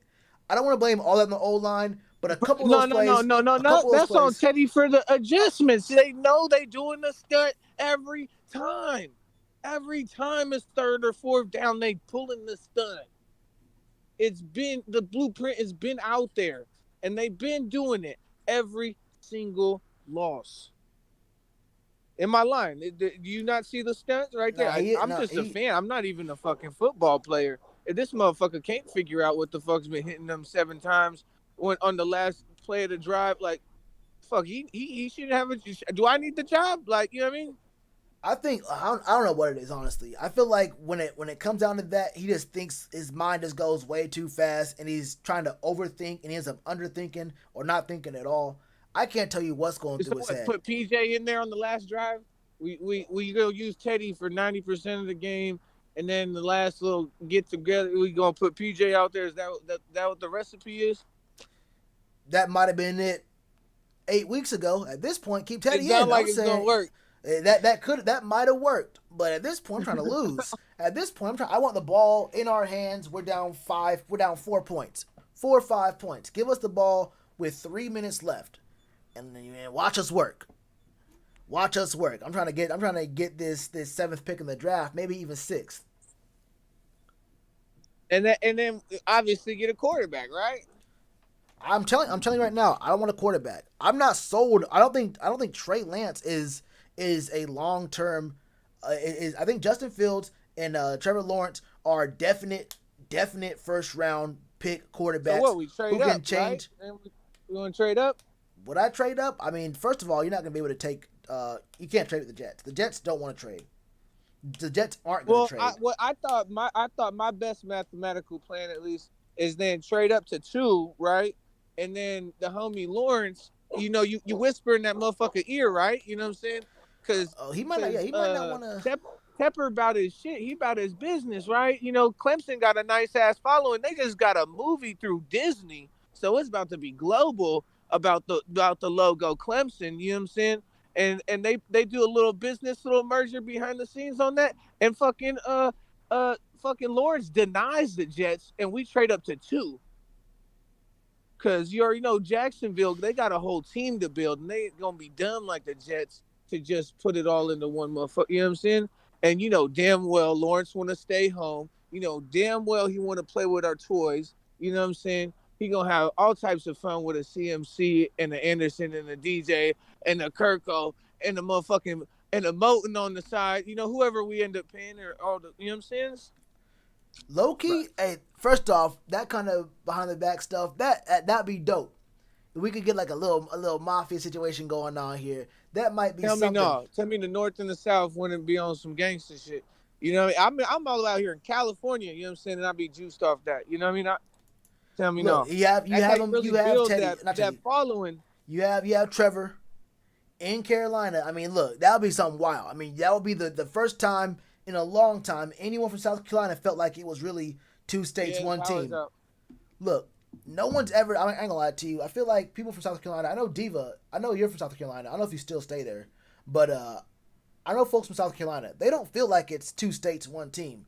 They feel like it's a North Carolina team where South Carolina gets their name dropped every so often, and they got their whole state finesse into paying for a facility for David Tepper.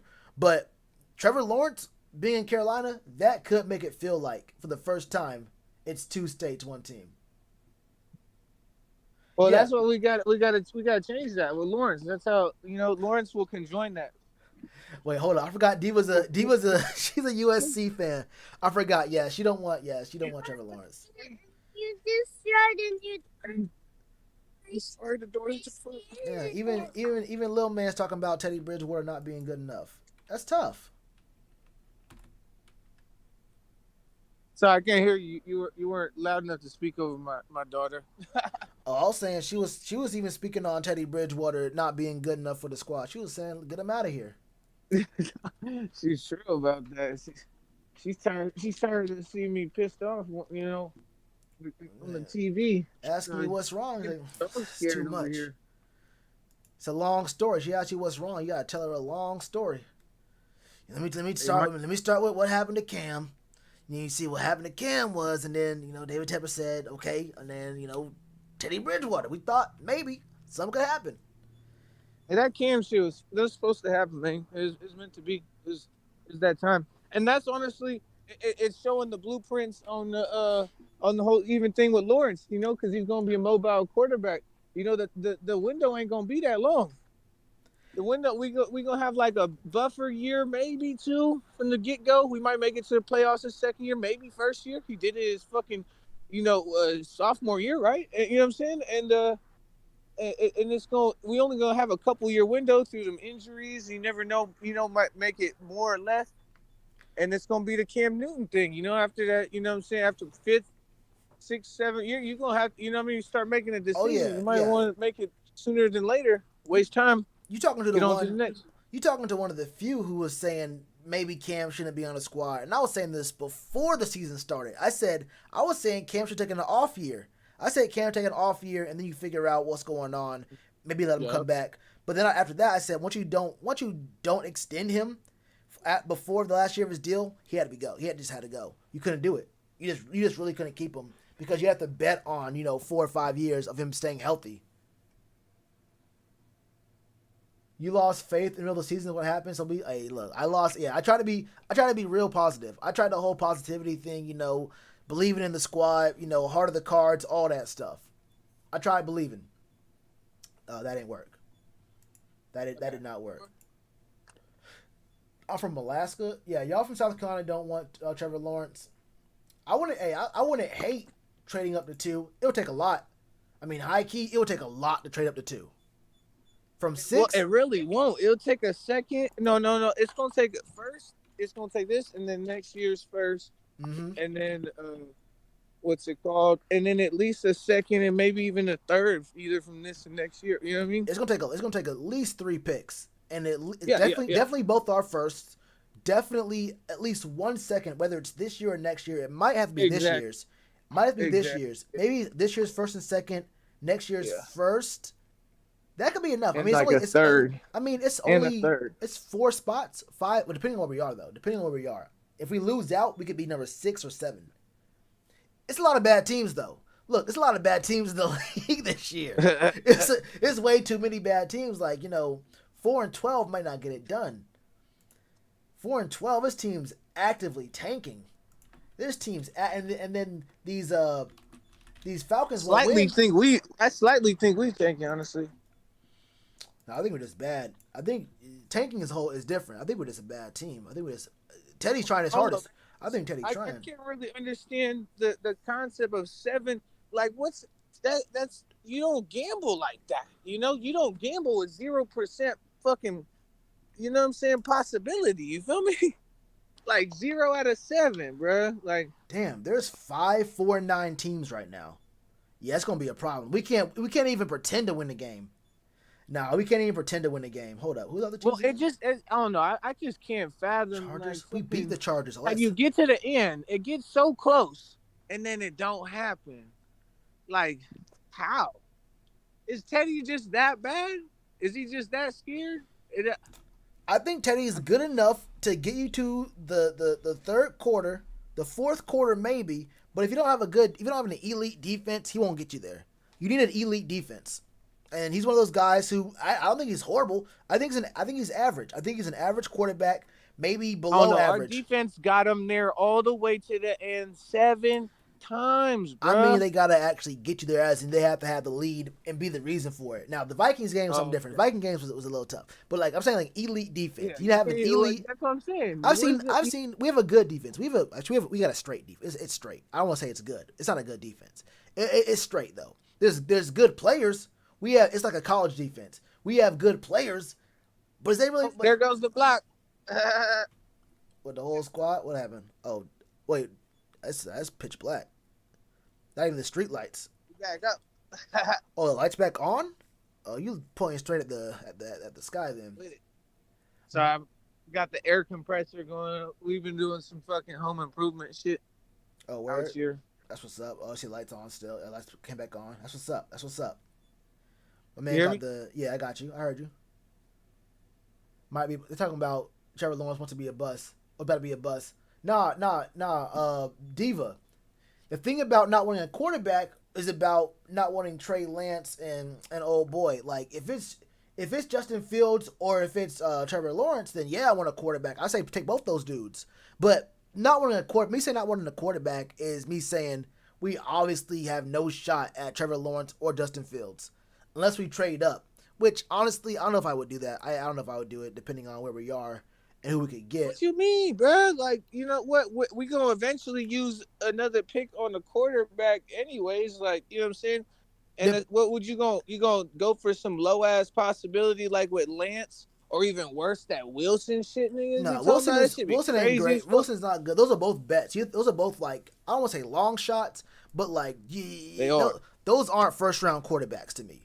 Those are very early second round quarterbacks, or like bottom of the first. Those aren't like pick number 7 or 8 quarterbacks to me. Like if we're picking number like 17 and Trey Lance is there, I pick Trey Lance at 17. I don't pick Trey Lance at 7 or 8. I know. I just don't do it. I have no problem with that. I have no problem with Trey. I didn't seen the podcast. I think it's Panther Nation one. He had this idea of trading back and still getting Lance because he should be reachable by the later end of the fucking first round. Like, I thought that would be a cool ass idea. If we don't trade forward or backwards, I'm gonna be Trey Lance is someone's gonna reach. It depends on how far back. I don't know what he said. I gotta maybe watch that, but it depends on how far back we go. If it's in the 20s, he's gonna be gone. Maybe at 15ish, but the way that the draft looks, I think we have some pretty good needs that'll be straight around like the teens. I don't know. I would say if he's there, if we were drafting in the 20s and Trey Lance came up, I'm down with that. 17, 18 maybe, but like not this early. If we lose out, not this early. I want to pick him up. But yeah, if we had a shot at Trevor Lawrence or Justin Fields, I'm saying quarterback all day. You're not gonna see me talk about Trey Lance at 7 or 8. The homie fucking what's his face? What's his name? Mike Riggs had a cool ass idea of what's it called? Well, it's just an idea really, because you know what I'm saying. That fucking that the Jaguars are gonna go white, You know what I mean? Which sounds hella true. Like I could hella see that happening. I don't know, bro. I think they like Gardner Minshew to a certain degree at one point, but they understand they can't. That's not. You have a shot. If you have a shot at Justin Fields, you gotta take it. I feel like if you're a team God. and you know where you at right now, and you bad, you can get Justin Fields. They gotta do it. They just gotta do it. They would be stupid not to. Yeah, we gotta get him. We gotta get him for sure, for sure. And I don't know. I thought that could be true. That you know what I'm saying, that the Jaguars might not go black and might not get Justin Fields, and that would be like a blessing. Now that'd be dope. Now if they didn't do that, if they made that stupid ass decision, You got to speak up, G. You got to speak up. I got you. Hey, if they was that stupid to not pick him up, that could be a move you make on draft day. You hear that announcement, you say, "Hold up!" You got on the phones right then and there. That might be something. We'll make some cookies. That might be something. More rush yards than passing for Trey Lance. I don't know about Trey Lance's arm. Say that again. So I don't know about Trey Lance's arm. No, the stat on him. What? Oh, so What that was he the has stat on him? more rushing yards than passing. For real? I don't know if that's true or not. I don't think that's true. But it's probably like real close, something like that. Let me just see. How do I turn this That's oven definitely on? not. That's definitely not true. I'm trying to make some cookies. Yeah, make some cookies. What do you need? It's got this new oven. I don't know how to use it. Oh, word. What do you need to say? I don't know these cookies. Wait. 1,100 Right, rush right. yards? Oh, look, I didn't hear No. That's crazy. He does not have more rushing touchdowns than his passing touchdowns. Somebody BS. Yeah, that's not true. And also, Trey Lance was getting, and he has no interceptions. I think, or was it like one? I think he had no interceptions. I know the league or whatever, but literally no interceptions. I mean, he's at North Dakota State. I mean, it is what it is. You know what I'm saying? We Hold did up. see the only game we're gonna. Wait. Actually, hold up. Why can't I see his full rushing yards? Oh, here it is. That's tough. Yeah, Trey Lance he's not gonna make it past 10, but I think it's still gonna be a reach. That's still gonna be a reach. Michael Parsons, Zach Wilson, Trey Lance. What was he? What's it called? Was it really that many rushing touchdowns? Did he actually hit? No, it wasn't. It wasn't. But it was. I mean, he has a lot of rushing yards though. Yeah. Close enough to be like, damn, that's something. I mean, first of all, what happened to him? What do you mean, Trey Lance? Yeah, what's going on? I don't really follow. I follow college football a little bit, but like, what's going on in North Dakota State right now? What's going on there with? I don't know. I don't really follow college ball. Yeah, they've only played one game. Do they just stop playing? Do they just do they stop the whole? Are they one of the conferences that just the whole division just stopped playing? Oh, for real? I think first off, aren't they FCS? I think they're FCS. First of all, the whole division ain't playing. I don't know. Like I said, I don't follow. At least not North Dakota State. I know about his name and whatnot. What he did last year. I know he had 1,000 yards rushing last year, but I wasn't really following him this year at all. He sat out.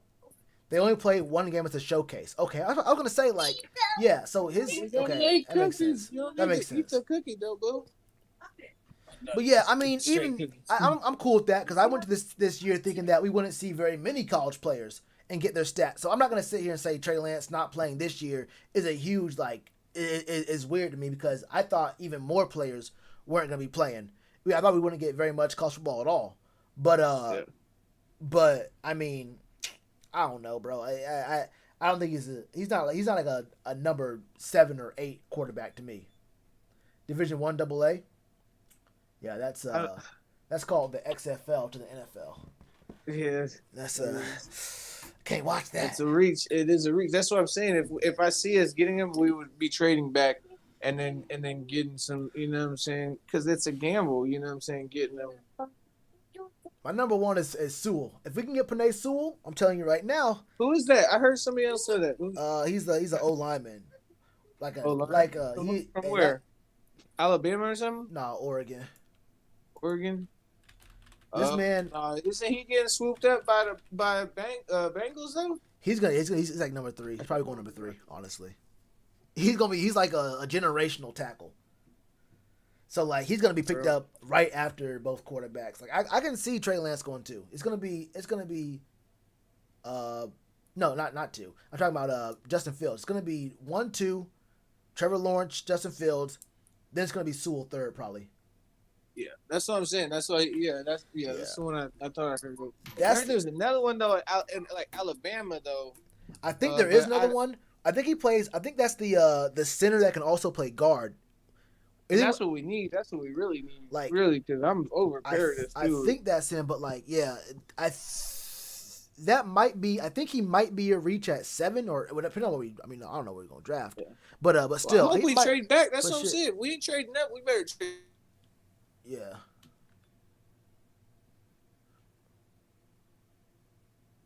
What happened? Oh, I mean, dropped his phone. But did he drop it? I don't know. I think he dropped his phone. But the Bengals got him. Yeah. Sewell is not gonna. He's not gonna stay. He's not gonna be around. Sewell ain't gonna be around that late. Humphrey's a good center, not top 10. Yeah. Oh. Yeah, I don't think so either. But yeah, I don't want to get too deep into draft talk just because we don't know where we're gonna be drafting that. We might mess around and win against Washington and fuck up our chances. The Saints might go ahead and lock up home field advantage and then not start their starters week 17. And Teddy Bridgewater want to go and be a hero and beat his former team when it don't matter. And we end up with 6 wins and we're picking number 15. Beating their second string and everything. Exactly. Do the old Kyle Allen thing, and now we're picking 15th. I'm telling you, you win 2 more games this year, you go from 7 to 15. There's too many bad teams in the league right now. Really, hey, keep it real. That's really where I want us to be at. All my hopes go is that Teddy Bridgewater somehow becomes a good quarterback, and he could, like finish a game, and then we build the Cardiac Cats 2.0. You know what I'm saying, and keep that momentum going on through next season. That'd be the plan, really. I mean, next season I'm watching LaMelo Ball. If it's Teddy I don't Bridgewater, even care about basketball. It's gonna be my boys with the buzz. I can't lie to you. I don't even care about basketball. We're gonna win our 30 little games. We win our little 30 games and go on about our business. If it ain't the Panthers, it ain't nothing. You know what I'm saying? That's how I always look at it. We got some goats. We got some goats in the Hornets right now. Stimulus. I see y'all got the little ball thing, but I'm a Jazz fan. You know, I know it's bro. Weird. We got Gordon Hayward. What you talking about? We got Gordon Hayward now. Show love. He's your best player in franchise history. I never even heard of Karl Malone before. I'm telling you right now. I haven't even been keeping up with it because I just really don't be sweating basketball like that. I feel you. Like football, Panthers. I'm like not even other football teams, just like Panthers. I'm like just like. You know me? I got you. Wait, how you become a Panthers fan? You live in Cali. So like my pops is a Niner fan, my mama's a Raider fan. It's like I watched like the Niner games with my pops since when I was young. And Steve Smith was playing them. You know, the Panthers is like 2004 or 5, and he over here flexed on Alex, or I forget. I think it's like Alex Smith, this huge white defensive lineman, like dude, like over a foot taller than him. And you know what I'm saying? Steve Smith ain't backing down. He's like, you know, he's really flexing on homie. And then what's it called? I was really fucking with the uniforms. You know, I'm just a little kid. I'm like, oh, I like that color. And the uniform, I'm like, okay, you know what I'm saying? I just wrote with everything. Yeah, first, I mean, yeah. Look, we got one of the dopest uniforms in the game. It's us, the Seahawks. When I was a kid, though, I was really feeling those Jazz unis were kind of dope when I was a kid. But I had to rock with the Panthers. But I mean, yeah, Carolina. We've always had some of the best uniforms in both sports, football And and then also basketball. too the run and defense. It all and that keep pounding thing. That thing always been like like just jamming on that run game and defense. Like I've always been a heavy defensive fan. Football. Yeah, you've been a And real. Carolina's always kept that for me. Yeah, you was a real big Jake Delhomme fan. I understand. You was a Jake Delhomme stan. Your favorite player of all time. I understand it. It makes sense too. Jake Delhomme was one of the best quarterbacks to ever do it. He was great. He was very great. Yeah, very great doesn't cut it. He was one of the best quarterbacks to ever do it, to ever play the game. He brought this state, this city, a championship. And then, then a kicker who I could beat, who I could handle, gave the game to Tom Brady. I ain't gonna lie, I wasn't even a fan yet on that year. That's what I'm saying. It was like 2005. I wasn't even a fan yet. You know what I mean? That was the Janet Jackson year. What? That's when everyone became a fan. That's the Janet Jackson year. You feel me?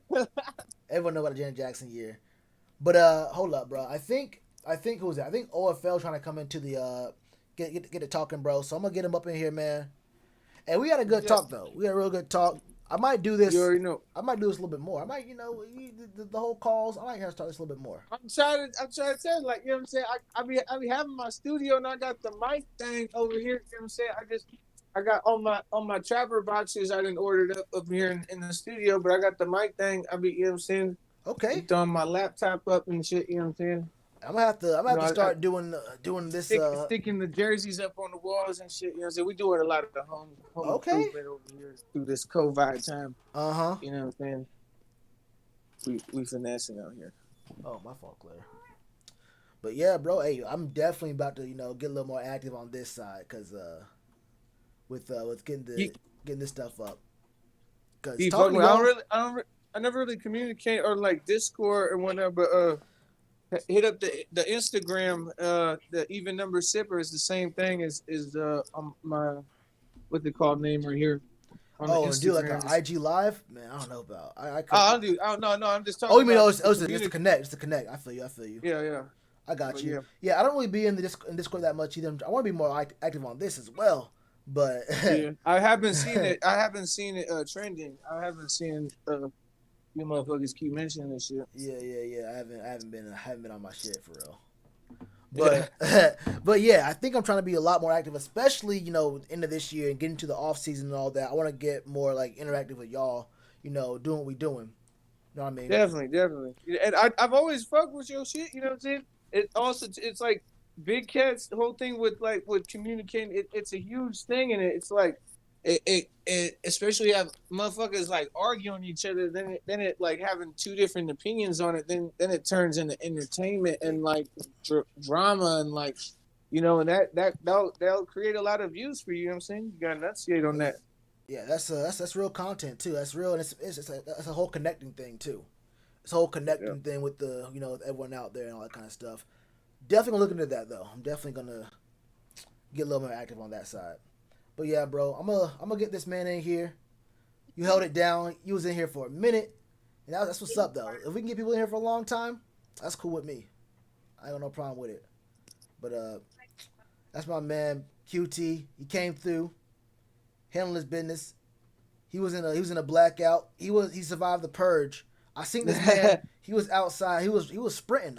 He was talking real steady for a man sprinting. But I had seen someone in the clown mask behind him with a knife. I was gonna say nothing on scream, but the man survived. But OFL, if you're trying to get up in here, bro. Oh, he said BRB. All right. But I'm gonna still hop out here. These ain't nothing, man, compared to fires that be going down out here. Y'all be having like hurricanes or whatever. We get fires over here. It'd be serious. Yeah, California is a very unsafe place. You got earthquakes and shit, mudslides. Like that's I don't know, bro. And the fires, it's just dramatic, man. Like I'm like traumatized by it because last time it was like 3 fires ago. I was locked up and they had me. They wasn't letting us out. They wasn't letting us call nobody. It's like you just in here and wait for it. You know what I'm saying? And it's on both sides of us. we eat peanut butter and jelly 3 times a day. It was not. I almost died choking on dry peanut butter, bro. On everything I love. Damn. It's true as fuck. My girl trying to say I'm bullshit. This shit true as fuck. I had to jump off my bed, you know what I'm saying, and fucking hit that water up, you know what I'm saying? Nobody could understand what I was trying to say. I was trying to ask people for water, but you couldn't say now. I was choking on that shit. Fires on both sides of you. Better get killed by a sandwich. I mean, that's the. I'm telling you it's all has to do with that fire, man. When the movie of that come out, I'm gonna watch that shit. That's gonna be the biggest scene right there. That's the turnaround scene of the movie. It really was though, man. Fucking like shaped my life up. I'm doing smooth now. That's good though. That's what's up. Being a father now. Got your stand up shit going. You stand up. I feel you though. I feel you. All right, bro. Well, next time if you want to come back through here, you know, we can get you back on here. But shit, I'm gonna see what this. Thank you for letting me jibber jabber. You know what I'm saying? Man, thank you for coming on, bro. Yeah. I appreciate Anytime, that. bro. Anytime. All right, man. Cali, keep pounding West, fam. Hey, get your shit off. All right, G. All right, bro. All right. That was QT, as y'all know. Hey, that was good. That was good. Now, did we learn anything new from that conversation? No. My man QT let me know what we were all thinking. Teddy Bridgewater don't got it in him. Teddy Bridgewater is not the man for the job. Rasul Douglas, I think he said he had some big problems with him. Rasul Douglas for me is a guy who he's a guy who I had no real expectations from. So what he's given us so far is anything he can give us is good for me. If he messes up sometimes, that's what I expected all the time.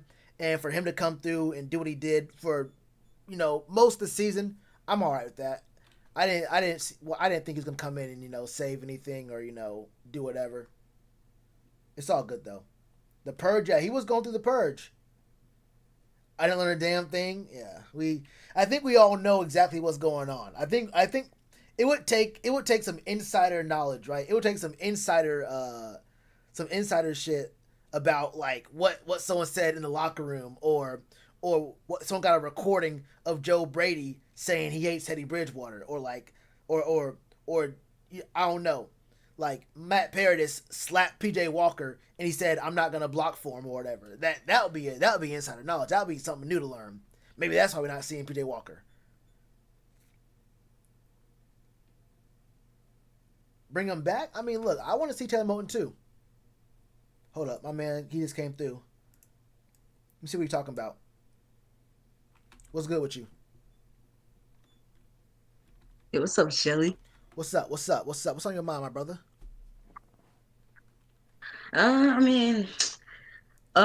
First off, for the game Carolina Panthers, I was a little bit disappointed. On the 4th and 8, I just think that play calling was a bad decision. I don't think we should have threw it to Robbie Anderson on a slant pass on 4th and 8. What's really funny that you say that is you gotta be a little bit more specific on which 4th and 8 we threw a slant to Robbie Anderson, because that happens a lot. That happens a lot in a lot of games. You feel me? I wish I could just assume you were talking about the Broncos game right now. The Broncos game, yeah. Yeah. But we throw a lot of slants to Robbie Anderson on 4th and 8 at the end of games, and you end up scratching your head wondering why we did that. Yeah, I was definitely confused. Once again, a heartbreaking loss. But it was really a tough one. I don't know if I want to blame this on Teddy though, but I mean, we definitely had opportunities in this game, but just this it was just really heartbreaking. At this point, I mean, if this game would have happened 6 weeks ago, or if this was the first time it happened, I think it'd be heartbreaking. But at this point, I don't know about you, But at this point, for me, I was thinking, man, we got the ball, 3 minutes left. I didn't even tweet it. Teddy Bridgewater with the ball in his hands, enough time to score, driving up the field. You feel me? And it's a 1-score game, a touchdown wins. I said I've been here before. If this would have broke my heart. This is like when if your girl cheats on you and you take her back, she cheats on you 3 more times, you keep taking her back. At some point, it don't even hurt. Like it can't hurt. It shouldn't hurt. If she keeps cheating on you, you gotta just figure out: do I want to stay in this relationship? Let her keep cheating on me. It's not a surprise at some point. It is not a surprise at some point. It's just bad, bro. Like it's just you just sitting there like Teddy got a chance to win. Yeah, I mean, we did have DJ Moore out of this game. Yeah, we did have DJ Moore out of this game. Yeah, he was out. But the problem with that is we've had DJ in the game, and we've still seen the same thing happen. You feel me?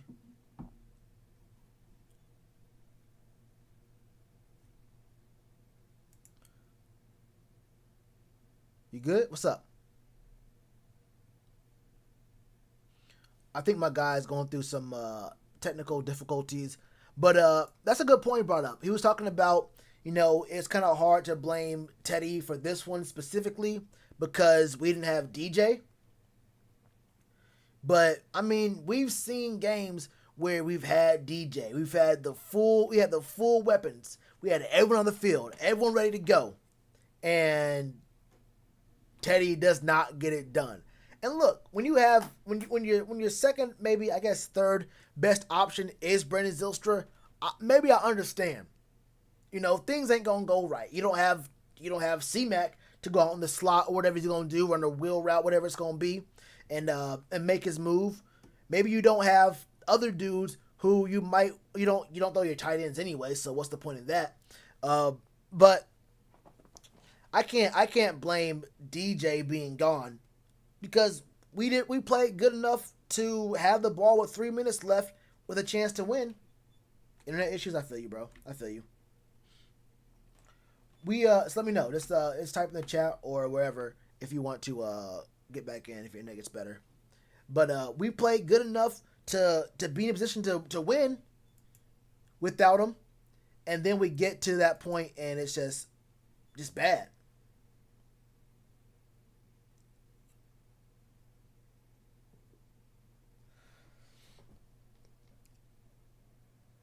Like Wilson, that would fit the scheme with our speed. He can also run. I don't know. I feel like this year you're really taking a risk if it's not Trevor Lawrence or Justin Fields. I don't think this is a deep quarterback draft. I really don't see it, or at least not a deep quarterback draft for like early in the first round. A couple years ago, there was definitely like several quarterbacks you could take that you could just mix and match between 1 and 12. Like, not guys who are going to be not just 12 quarterbacks, but between picks 1 and 12, there's going to be 4 guys you could have picked. And you would have been all right getting any of those, or not getting any of those dudes. But for the most part, you didn't have very many questions. I think Trey Lance and Wilson, if you're picking them for us, it could be a problem. We should have moved Sammy. Oh, Curtis. Yeah, that's what I was saying. I was saying we got to trade Curtis. I said, if you're not trying to win this year, you have to trade Curtis before the trade deadline because he's going to leave and you're not going to get anything for him. The best you're going to get is maybe a 4th round comp pick. And that's really a 5th round pick. And you could definitely trade Curtis for a 3rd. It's even a 3rd round comp pick is after the 3rd round. So that's really a 4th round pick. It's like a very early 4th round pick if you get a 3rd round comp pick for him. And he's not going to get a contract next year that would make you get a 3rd round comp pick. So the best you can do is the equivalent of a 5th if he just walks. You can get a 3rd for him. You might be able to really finesse a 2nd for Curtis Samuel. But now he's just going to walk. You don't get anything really for him. No, I know. I read your comment about internet issues. I saw it.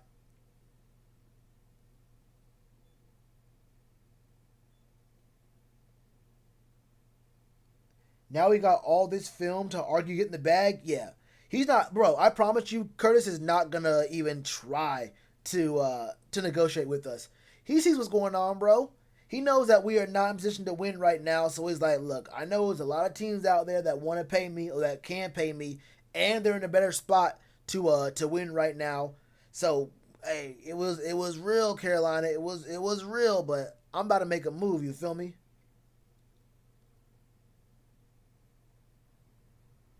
Oh, I see.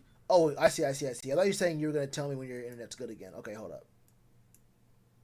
I thought you were just saying that you were still having problems. What's up? All right, I'm back. What's good? What's But good? yeah, once again about this game, like you said, I mean, this wasn't really a heartbreaking game, but I mean, at the same time, we just had another game that we had a opportunity to win at the end of the game, but just I won't say bad clock management, but just bad play calling. Yeah, I mean, play calling might be part of it. I think part of it was that route from Curtis was kind of trying to get a pick, so you like get a rub and you get another guy open. Um, maybe it could be part of the play calling. Maybe it's in general the game has some bad play calling, and there was some confusing plays here and there. Oh Uh, yeah, but man, what this team has done is they make you believe. They make you believe it could happen, and then it has set you up to just to be let down.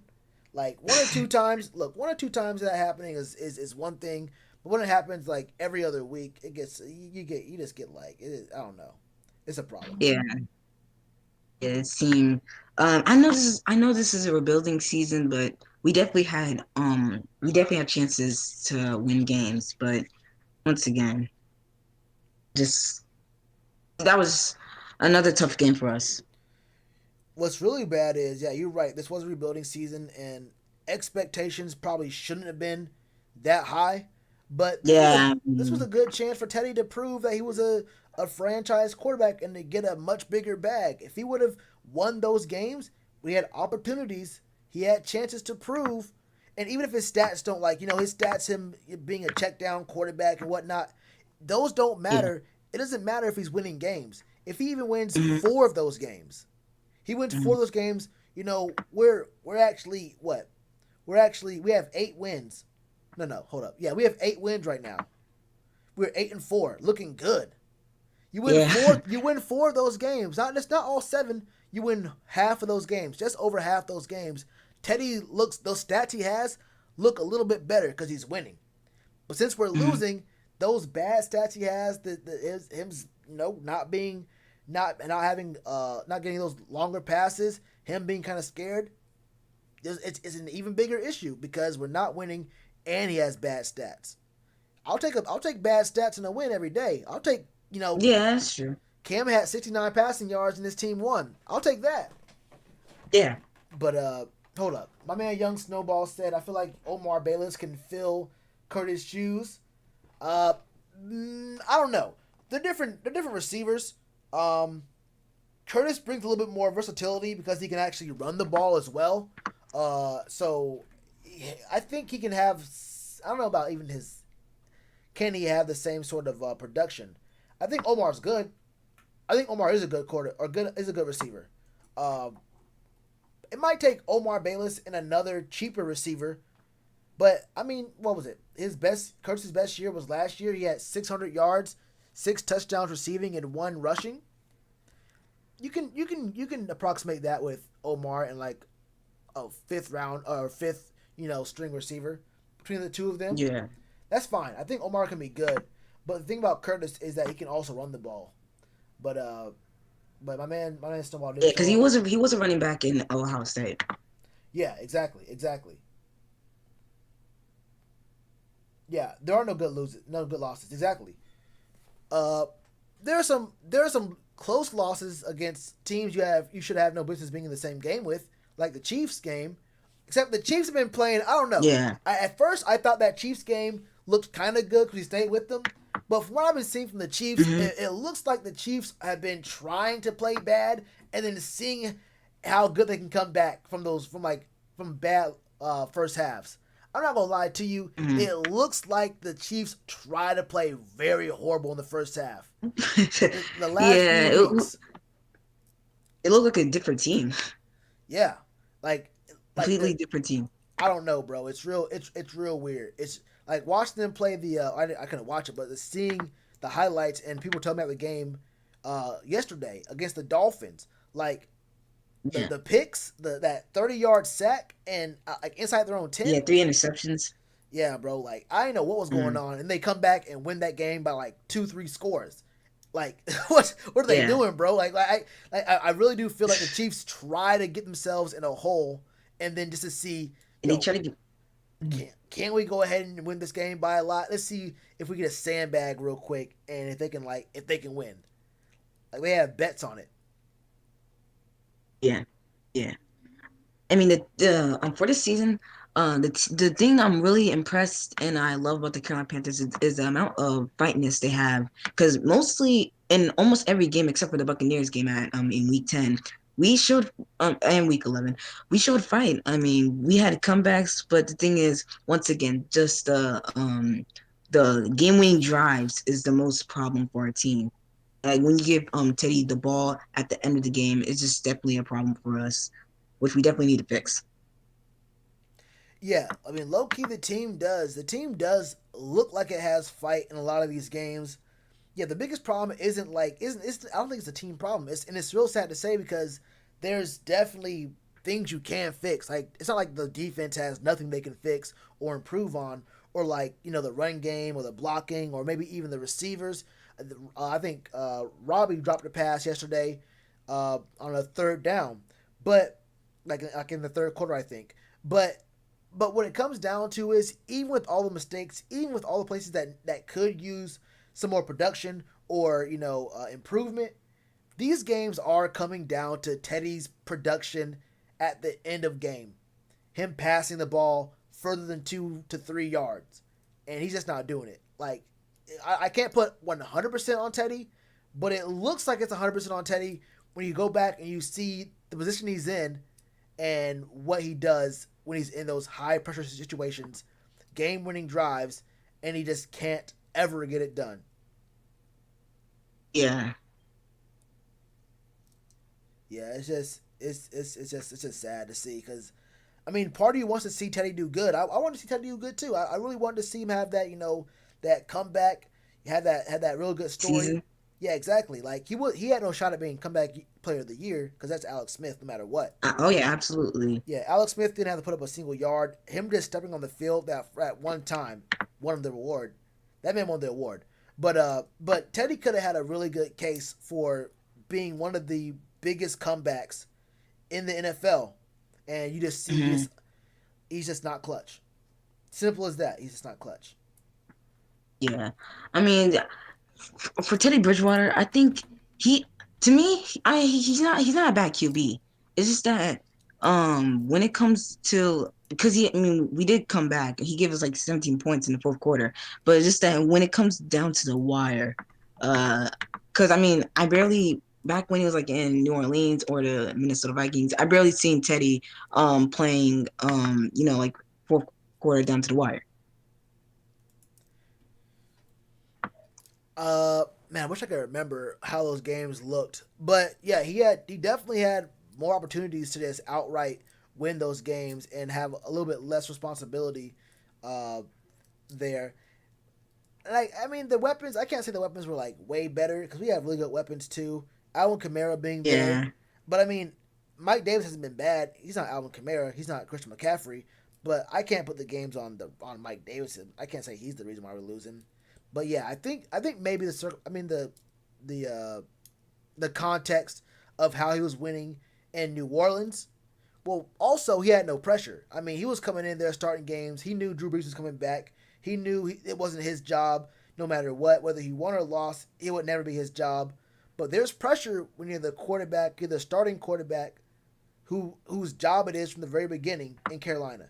There's actual pressure, and hmm maybe he just can't stand up to the pressure. Maybe he does good, or he feels good mentally up until late in the fourth quarter, gets a chance to win the game, and he can't do it. He just can't do it. Yeah. He's just not built. I mean, that's how I feel about it. I just think he's just not built for it. I mean, do you see us having Teddy for another season though? Oh yeah, I mean Teddy's gonna definitely stay for another year. Teddy's definitely gonna stay for another year. We're already paying him. We're paying him way too much to cut him.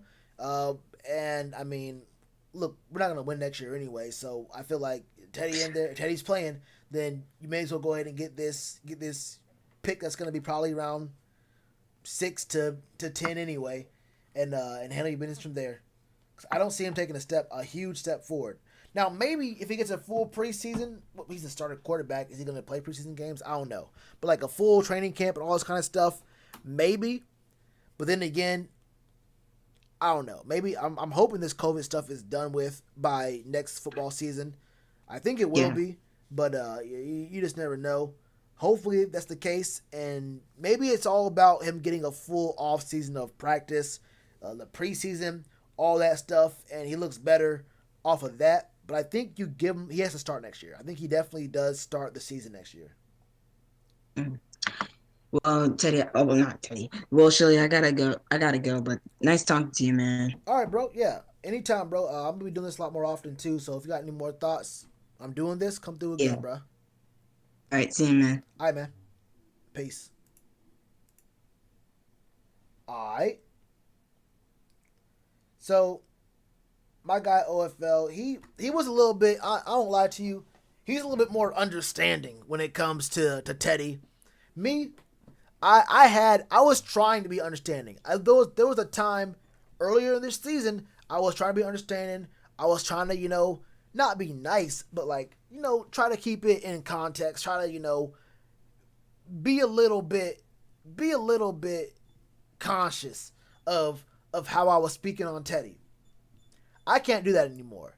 Teddy Bridgewater has proven to me. Teddy Bridgewater has proven to me he's just not ready. He's just not ready. He just can't do it. He ain't a killer. Simple as that. We got my guy Brown ready to pull in here, man. Let's see what he's talking about. Oh, hold up. He left. All right, there was someone in the general. Wait, hold up. Yeah, there was someone in the voice chat, and they left. They dipped out of there. I was about to pull him in here. He said, "I don't want to speak no more." Is what it is. Bruh, Teddy will be cool with being sidelined. I don't know about that. Oh, he's back now. Hold up. My man Brown is back. What up? What up?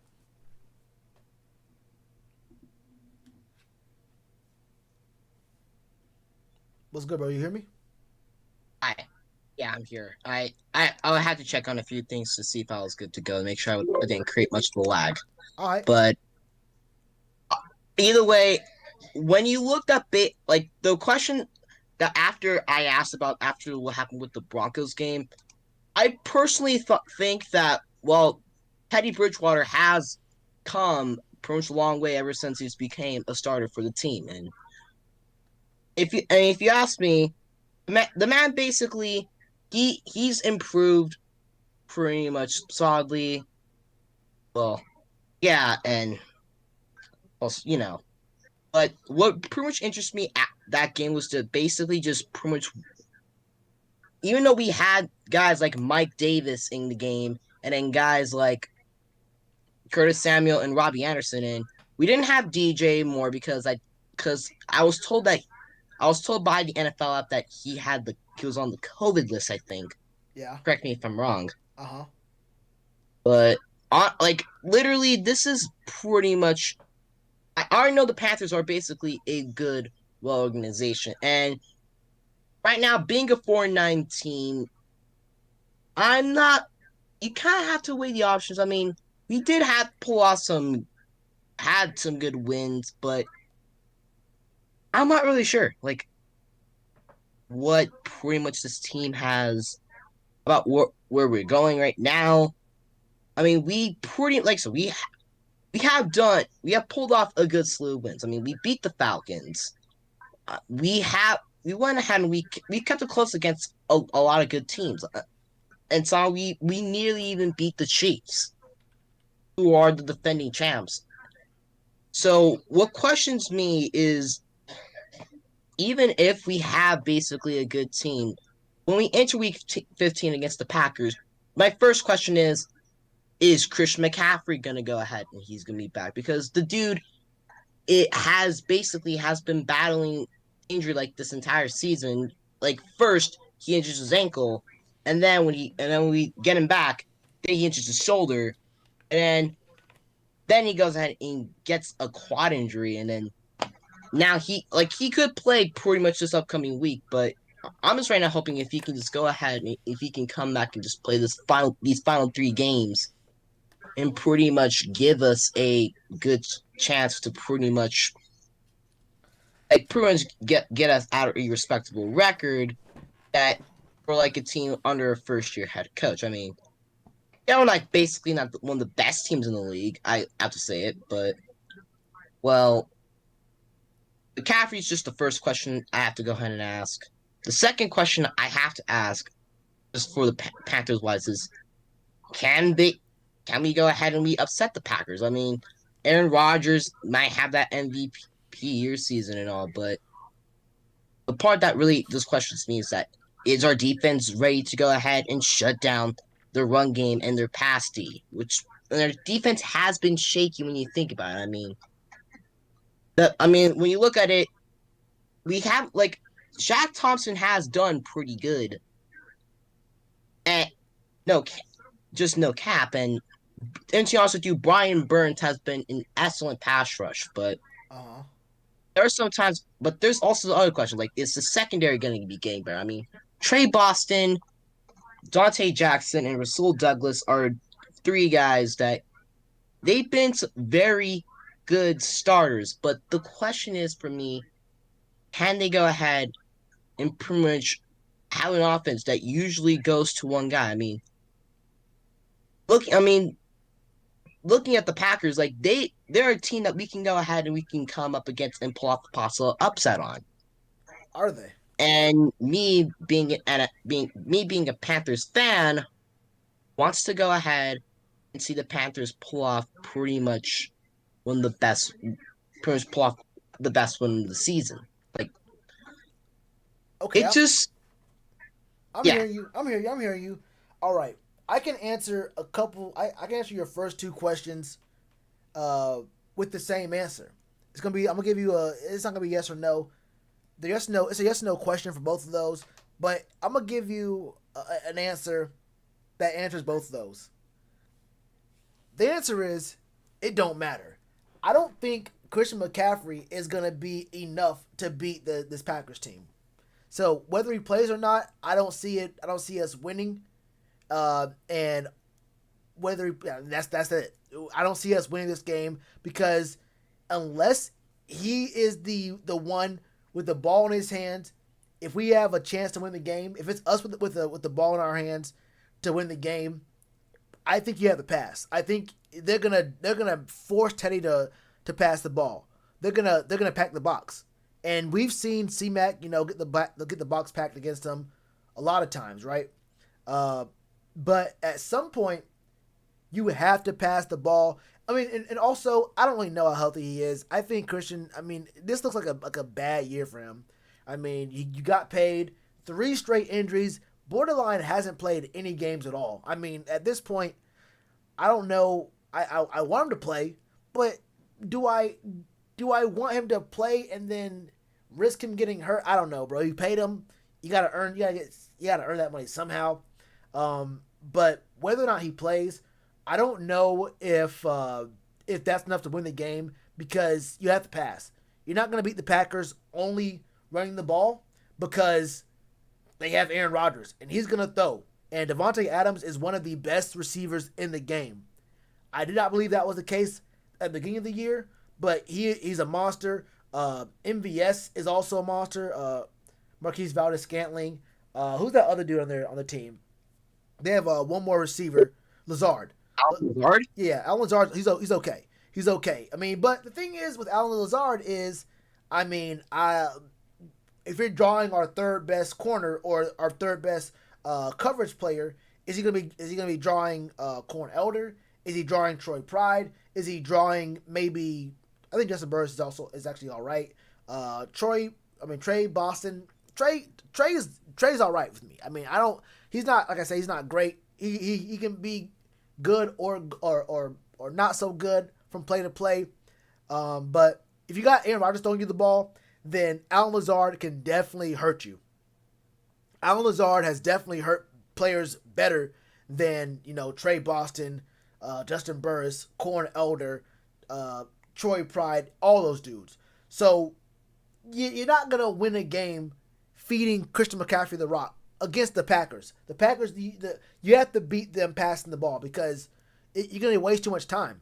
Too much time comes off the clock when you're running the ball, and at some point to win the game, unless the defense steps up and is able to not just get stops, you have to actually get takeaways. You have to force fumbles. You have to get interceptions. And I don't know if you noticed, but Aaron Rodgers does not throw interceptions. Aaron Rodgers is the least interception throwing dude on the planet. He's gonna throw the ball away before he throws an interception. I'm gonna go over. Let's look at the stats real quick. Just real quick, the last couple years. This year he's thrown 4 picks. Last year he threw 4 picks. 2018 he threw 2 picks, and 2017 he threw 6. Yeah, the man doesn't throw picks, right? He doesn't throw picks, and he's only been sacked 13 times this whole year. He got sacked 36 times last year alone, 49 times in 2018. So he's not getting hit, and he's not throwing picks. That's a recipe for disaster for a team that needs their defense to win this game for them. I think we have a better shot. I think we have a better shot at beating him with C-Mac in the game, but unless he's going to be cracking those, 75, 80-yard runs, multiple of those, then you're probably going to have to pass because it's going to be a shootout.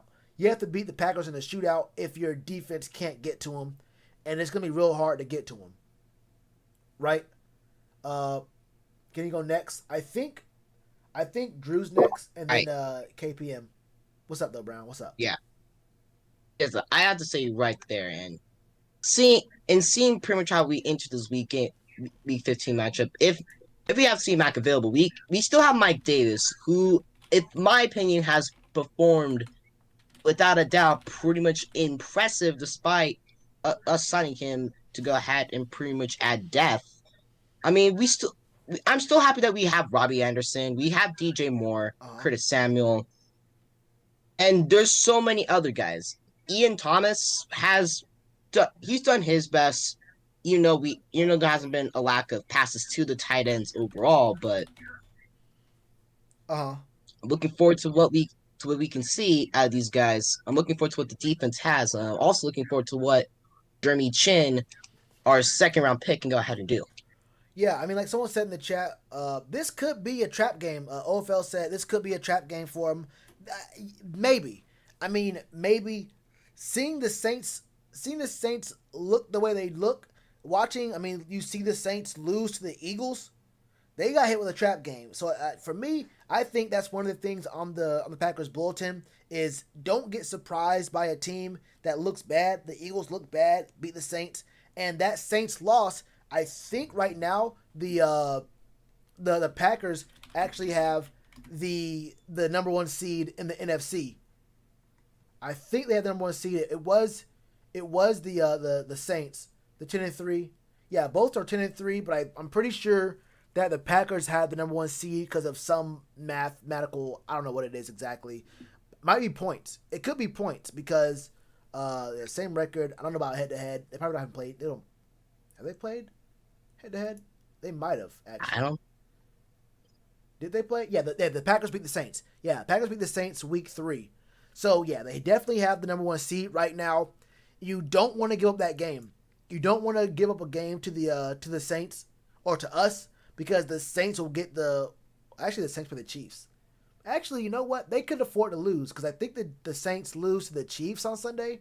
But still, you don't want to lose a game to us and make it and still make it tied. You want to go in and win and hope the Chiefs lose, hope the Saints lose to the Chiefs, and you can lock in home field advantage throughout the whole playoffs. You want to make sure you're the number one seed.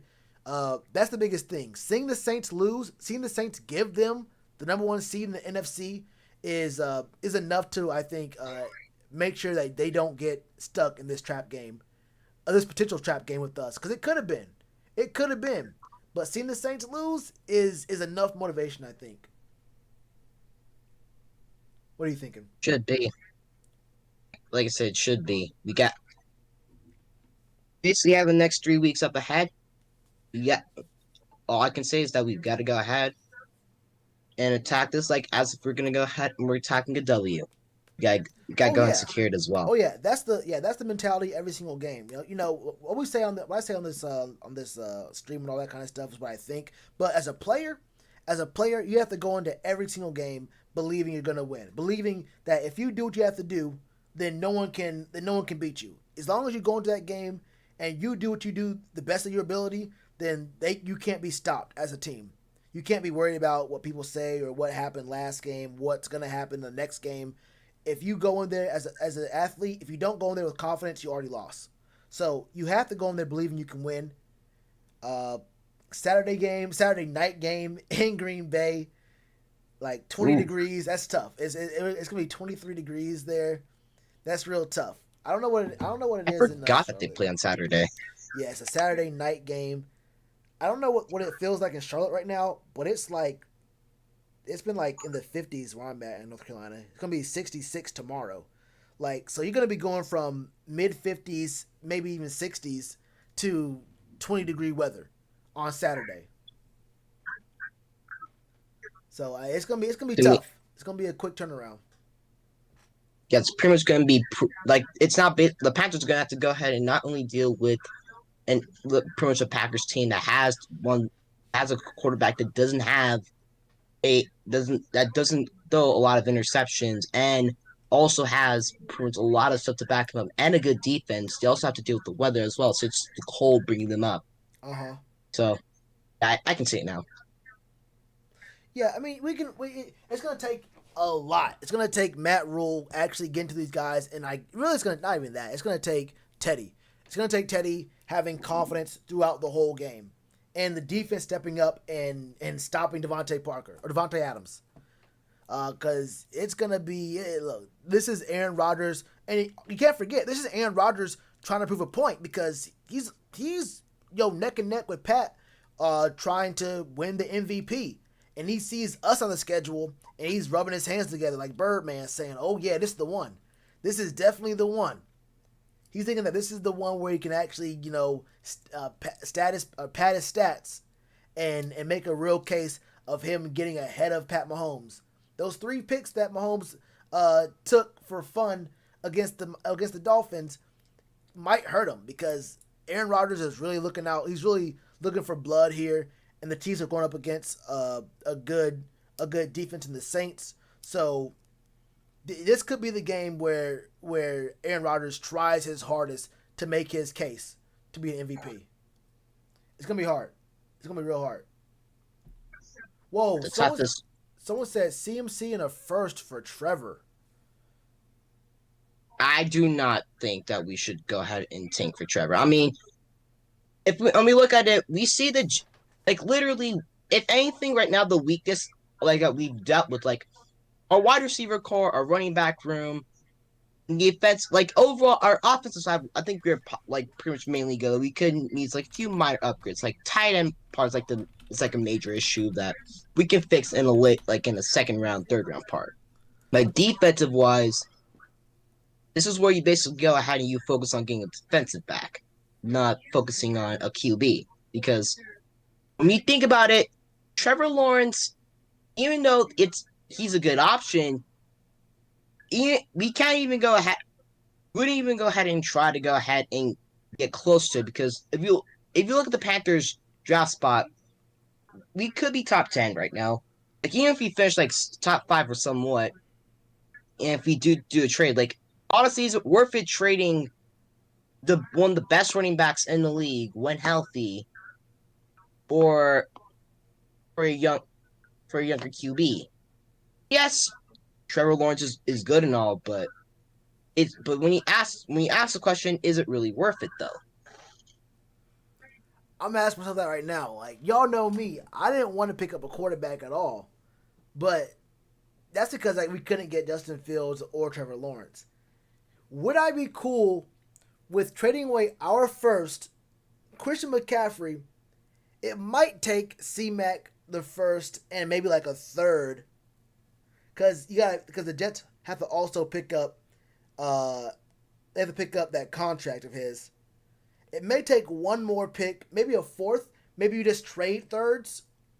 Maybe you give them our third, they give us their fourth. In that deal, maybe though. That's enough. That's a good enough thought experiment that I might even want to do a video on that. Christian McCaffrey, our first, and then another draft pick for Trevor Lawrence. Do I think it'll happen? I don't know, bro. I don't know. But could that happen? Like, would they do that? I don't know. Trade up for Sewell? I don't know about that. I hate maybe. It depends on what the asking price is. I'm not a big fan of trading up for O linemen. I think you trade up for edge rushers and quarterbacks only. At least trading up 3-4 spots if you're in the top 10. I'm not gonna trade up to number 3 for O lineman, even though I like Sewell a lot. I'm not gonna make that kind of move for anything but a quarterback or an edge rusher. Not from 6 or 7 to number 3. They that goofy. They was trade up for CMC straight up. That'd be kind of wild. That'd be kind of wild. But Brown, I'm gonna get you up out of here, man. You brought up some good points. Right. I think you. I mean, I honestly, you asking that question was the first time I even considered what it would take for us to beat Green Bay, because honestly, in my mind, it was a foregone conclusion. But if Christian McCaffrey does come back, and if we can maybe catch them off guard, I think they're gonna be on their guard because they just got the number 1 seed in the NFC. But there is maybe an outside shot with C-Mac back and with Teddy hoping that he can get his mental in the right shape. We might be able to pull off one of the most wild. I think it'll be even crazier than the Eagles. I think the Eagles beating the Saints, if we beat the Packers, it would be bigger than that. Maybe. I don't know. Maybe. I don't know, bro. I don't know. But you definitely gave something to think about. And your question brought up a situation in the chat that I might have to actually make a video about. Because that question, I don't know. That question right there is actually a little bit, I might have to actually think about what he said about potentially trading C-Mac. I don't know, man. But definitely, if you have any more thoughts, when I do this again, definitely come back through again. I want to have everyone who wants to come through here to talk, and we're gonna have as long as the stream as we need to get everyone's thoughts in here. And yeah, man, thanks for coming through. All right, laters. All right, bro. Laters. All right, we're gonna get my man Drew in here up next. He's doing his draft machine stuff in the chat, talking about what we can do. It's kind of hard to follow because I have to scroll up and whatnot. So let's go ahead and get him in here and let him just go ahead and explain what he's talking about with this with these trades and whatnot. What's good with you, my guy? What's good, Shells? What's up? How you doing? How you feeling? Yeah, I can barely hear you. Give me a second. Hold up.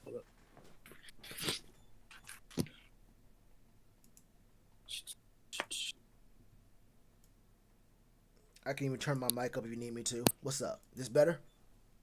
Hold up. Headphones. Alright. I think I can hear you talk real quick. What's up? Alright, where I can hear you. Alright. What's up, bro? What's good with you, bro? What's on your mind? So I wanted to ask you, with our 6th overall pick in the draft right now, Uh-huh. would you be down to take Zach Wilson, or are you looking to trade up? Are you looking to what's your ideal situation? With the 6th pick in the draft, I'm not really feeling any other. I'll tell you right now. I don't feel any other quarterback in this draft except for Trevor Lawrence and Justin Fields. I just don't think. I don't think that Zach Wilson or or Trey Lance are top 10 quarterbacks for us. At least not for what we really need.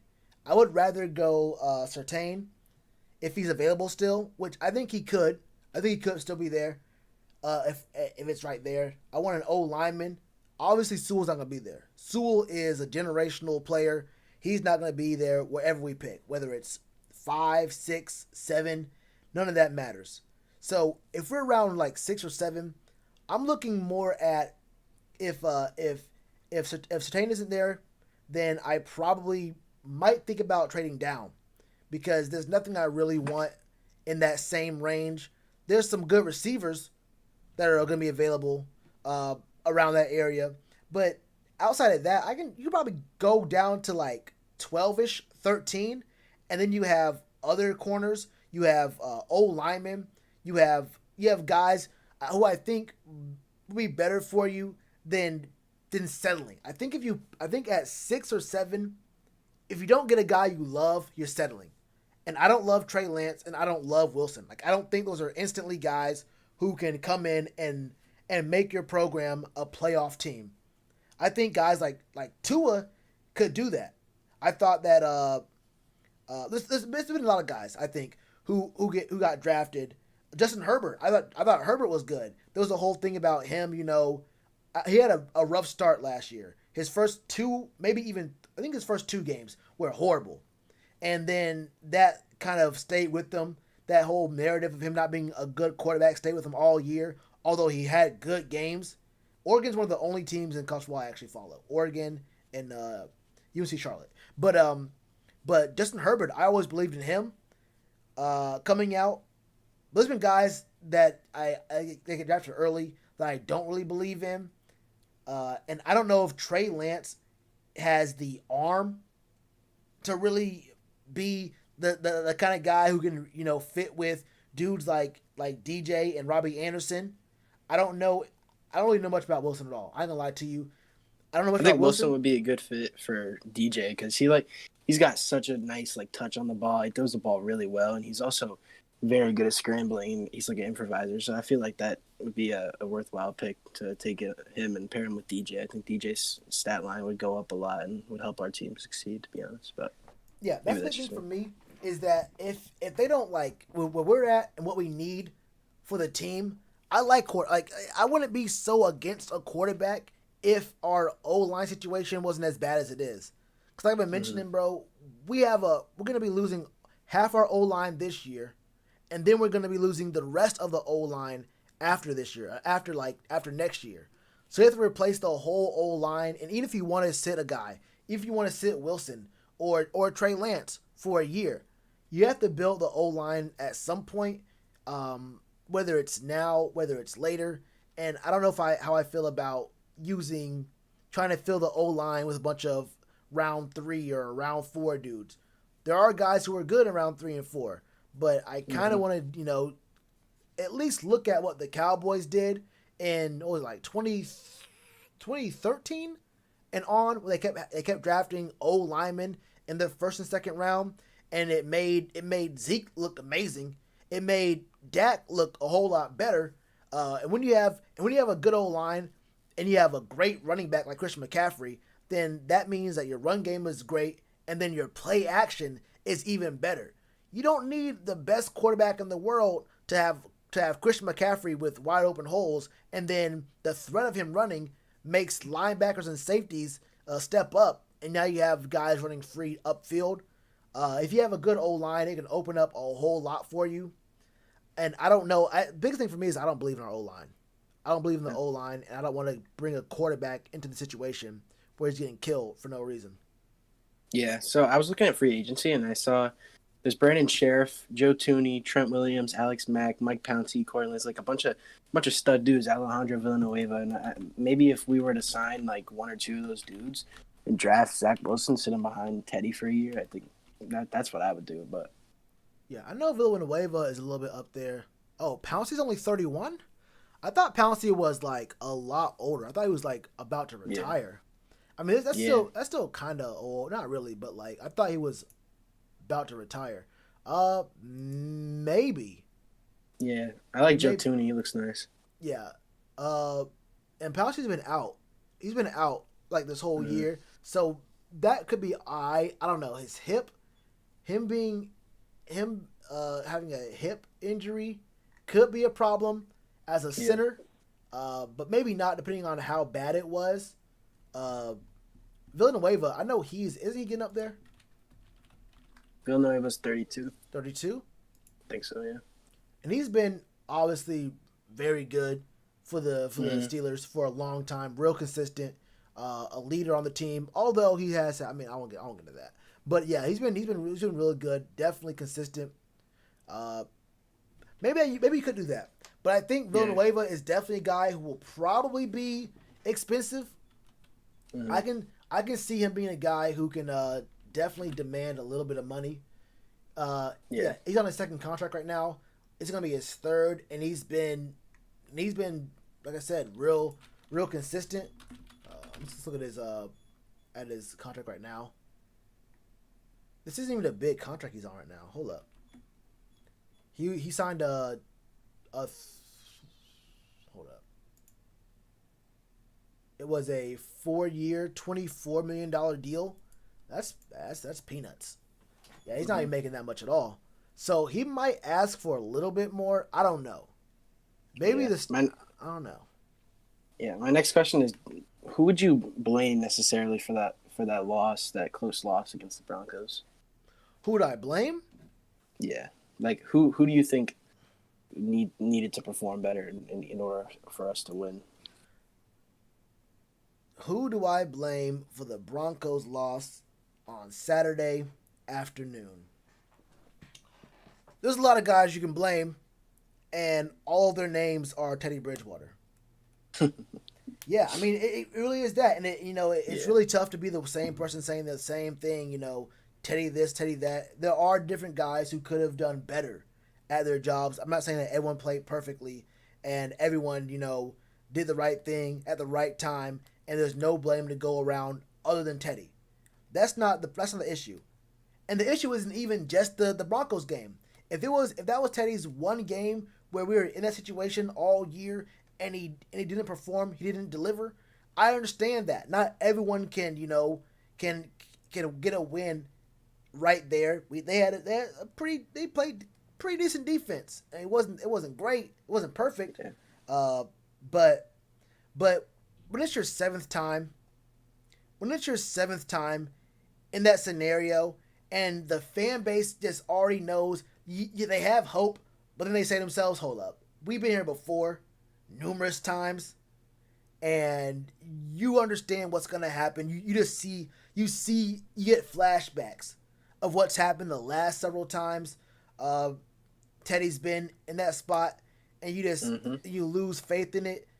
It's hard not to blame Teddy for what happened. I mean, checking down, at least risk it. I mean, if you throw a pick, at least you threw a pick trying to get a first down. Going to a 2-yard pass on 3rd and 8, 4th and 8, several times, it's a problem. It's not great. It speaks to trying not to lose, but not trying to win. But in this spot, he's not even trying. He just says, I can get a completion. I can get my completion rate up with this pass right here, and maybe he can do something. Maybe Kurt Cole can make a play, make 3 guys miss, and we get a first down. But he's not actively trying to win a game. Yeah. That's the problem. Yeah, we're 0-7 in one-score games where we had opportunity to drive down and win, but yeah, it's not pretty. And even like I said earlier, even if these games weren't just were just one-score games, but it was our D on the field and we had no timeouts and they just ran the ball. They just ran the clock out. That's one thing. But Teddy's had the ball in his hands, bro. Like, that's definitely a problem. Definitely a problem. Yeah, I've supported Teddy for a while and kind of fallen off a little bit from that train, you know what I'm saying? Yeah, it's real. It's just sad, bro. It's just really sad. Yeah. All right. I got to go, but thanks for the love, man, and appreciate everything you're doing. See you later, shows. All right, bro. Thanks for coming through. Yeah, no problem. Bye. All right, bro. All right. You know, the first thing he said was actually very interesting. I think maybe if you're able to spend some of the money you're going to have this offseason, which is going to be a lot because I don't know if we're going to be able to keep Timo. Taylor Moton is going to be one of the hottest commodities on the market. One of the best tackles in the league, probably the best tackle who's going to be a free agent is going to be a free agent. And there's going to be a bidding war. I don't know if we can win that bidding war.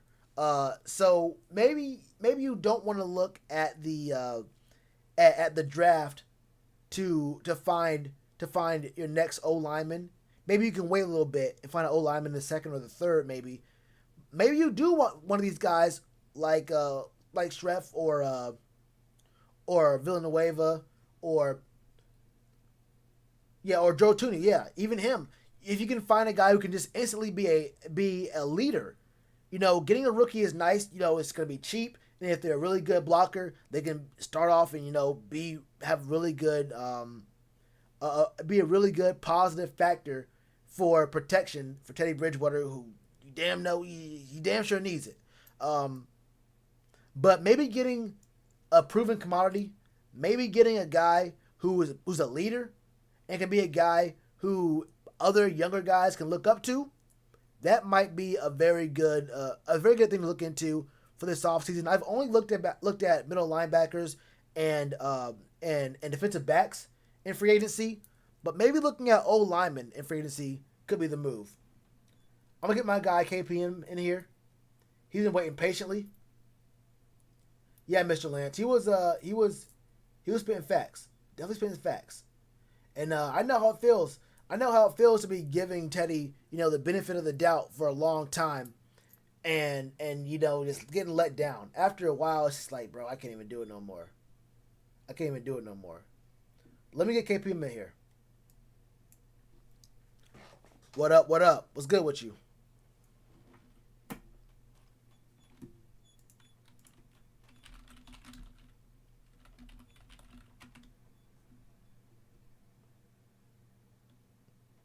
What's good, bro? You there?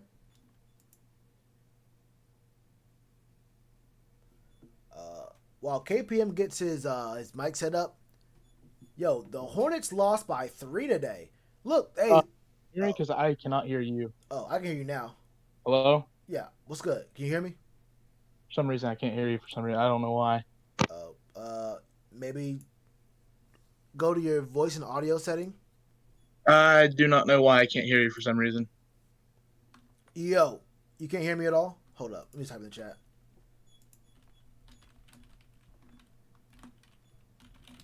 Hold up. Let me see if I can get him to walk through this. All right. So, what's up, Shells? Just want to say, really appreciate what you're doing. I'm not sure if you can hear me or not, but I'm going to go ahead and try to do some of my discussions of what I want to go over for this season. First of all, with the last person that you had in here, I did notice that there is a lot of people that want to go with us, that want us to go with a quarterback in the first round of this year's draft. And this year, I think, honestly, we should either lean towards going offensive line, corner, or linebacker, because obviously our team struggled to have any sort of leadership role on the defense. And our offensive line, you know, it's been terrible over the past couple years. Last year, it was top 3 worst offensive lines in the league. I think they gave up 47 or 48 sacks last year. Also led to Cam getting re-injured, Heineke getting re-injured. And I honestly believe that our option here would probably try to strengthen up the offensive line. Because although it is a lot better this year, I do believe that we need to continue to build upon it. This year, I think so far we've given up 23 or 24 sacks so far, and it looks really good. So I think it's time for us to keep building. Another question that raises up for Panther fans is either us taking in account that we need to either re-sign Moten or Samuels. It's going to be a decision for us, the hardest decision this offseason, which kind of proves your point earlier in the season when you were talking about Samuels, thinking about trading him to the Jets with, I think, like a first or a third round pick for Quinnen Williams. Yes, sir. So I really agree with what you had to say there. And the last thing I really want to talk about is I noticed that people also talk about Teddy Bridgewater, and I will admit this. I do see that Teddy Bridgewater seems to have a lack of leadership. It might sound dumb to you, but it's pretty evident in these games where we have to take timeouts because of him running out the clock, play clock. We have to take stupid timeouts in the first or second quarter just because of that, and it costs us our opportunities to save clock towards the end of the half or end of games when we desperately need to put up a score. And it also shows when he doesn't show any urgency on these late game drives. For example, Kansas City, when he completed a pass to Curtis Samuel with about 30 seconds left, he walks up the line, takes up about 10, 13 seconds when they could easily just got up there in about 8, 9, probably spiked it, but it takes him forever to get set. I think, honestly, he needs to focus himself on becoming more of a leader because with us having to take timeouts and us having to worry about him snapping the ball with like a second left on the play clock, it obviously gets frustrating as a Panthers fan to watch that happen because you wouldn't see that with an experienced quarterback in this league doing stuff such like that.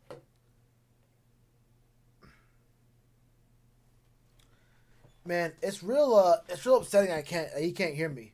But I'm gonna go through his points. Hold on, let me go ahead and type him real quick.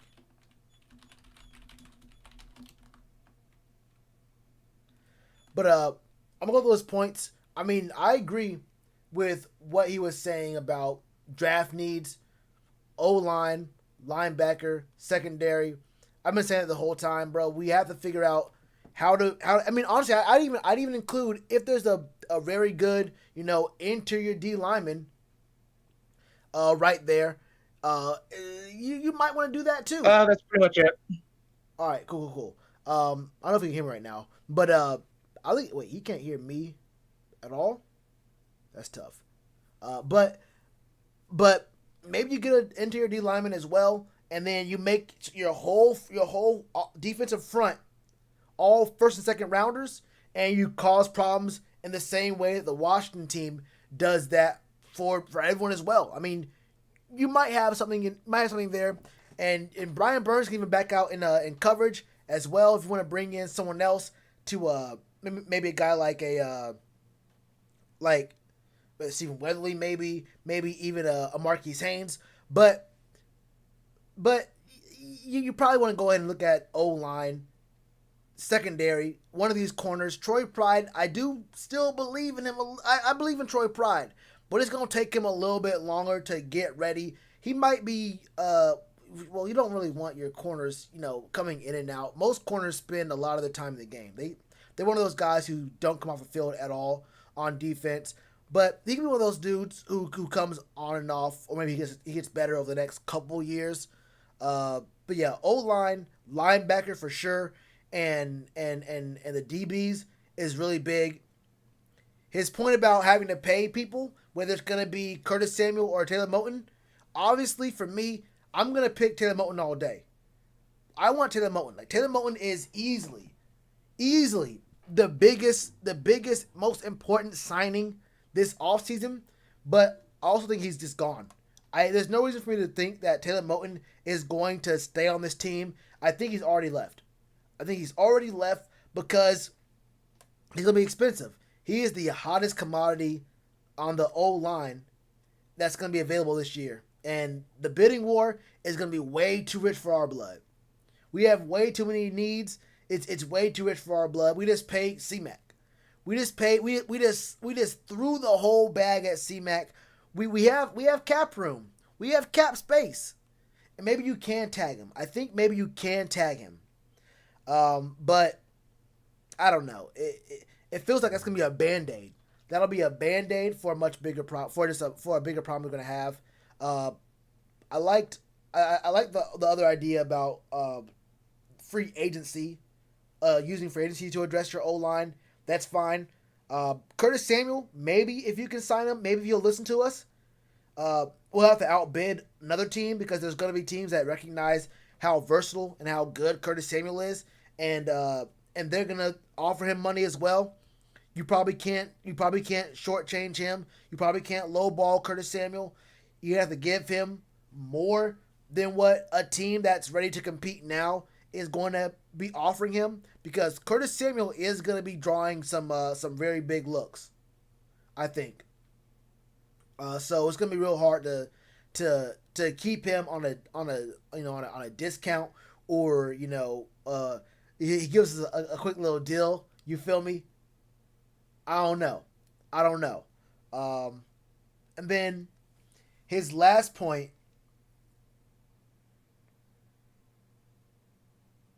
What was his last point? I think it was about Teddy Bridgewater and his time management. Time management has been an issue. That's not just Teddy. The sad thing is, it's not just Teddy. It's not just Matt Rule. This has been a problem with this team for 3 years, at least 3 years. I don't remember 2017. Yeah. I honestly think that if we could have a solid run in free agency, I feel like we could possibly build around the rookies and the promising talent that we have already. And I believe that this team could possibly turn into a contender within probably 2 to 3 years if we can find an answer at the QB position, which is probably the biggest question that we'll have moving forward, other than offensive line, corner, and linebacker. Oh yeah, for sure. I think he may have responded to me from what I said, from what he heard in the audio in the stream. That was actually when he cut back in, I was done talking. But yeah, I mean, we've had this problem for years now. With time management. Time management's been a problem for us for a long time now. I don't know what it is. Cam had the same problems. Ron Rivera had the same problems. Teddy. But the thing about Teddy is, you notice him going to the line of scrimmage, calling audibles with 5 seconds on the play clock, and then being confused. Like the play clock isn't right there in the end zone to look at. Like, look straight ahead. You can see the play clock. He has time management issues, and us wasting timeouts in bad situations has been a problem all year. It's not been good. It's not been good at all. So that's a problem that won't get changed anytime soon. That's a next year. That's something you fix next year, because right now there's no real stakes to these games, whether we win or lose. Winning is actually negative, but I'm okay with, for this year, I'm okay with Teddy having bad clock management if he can at least attempt to throw farther than 2 yards late in the game on 3rd and long. Third and medium, 3rd and long.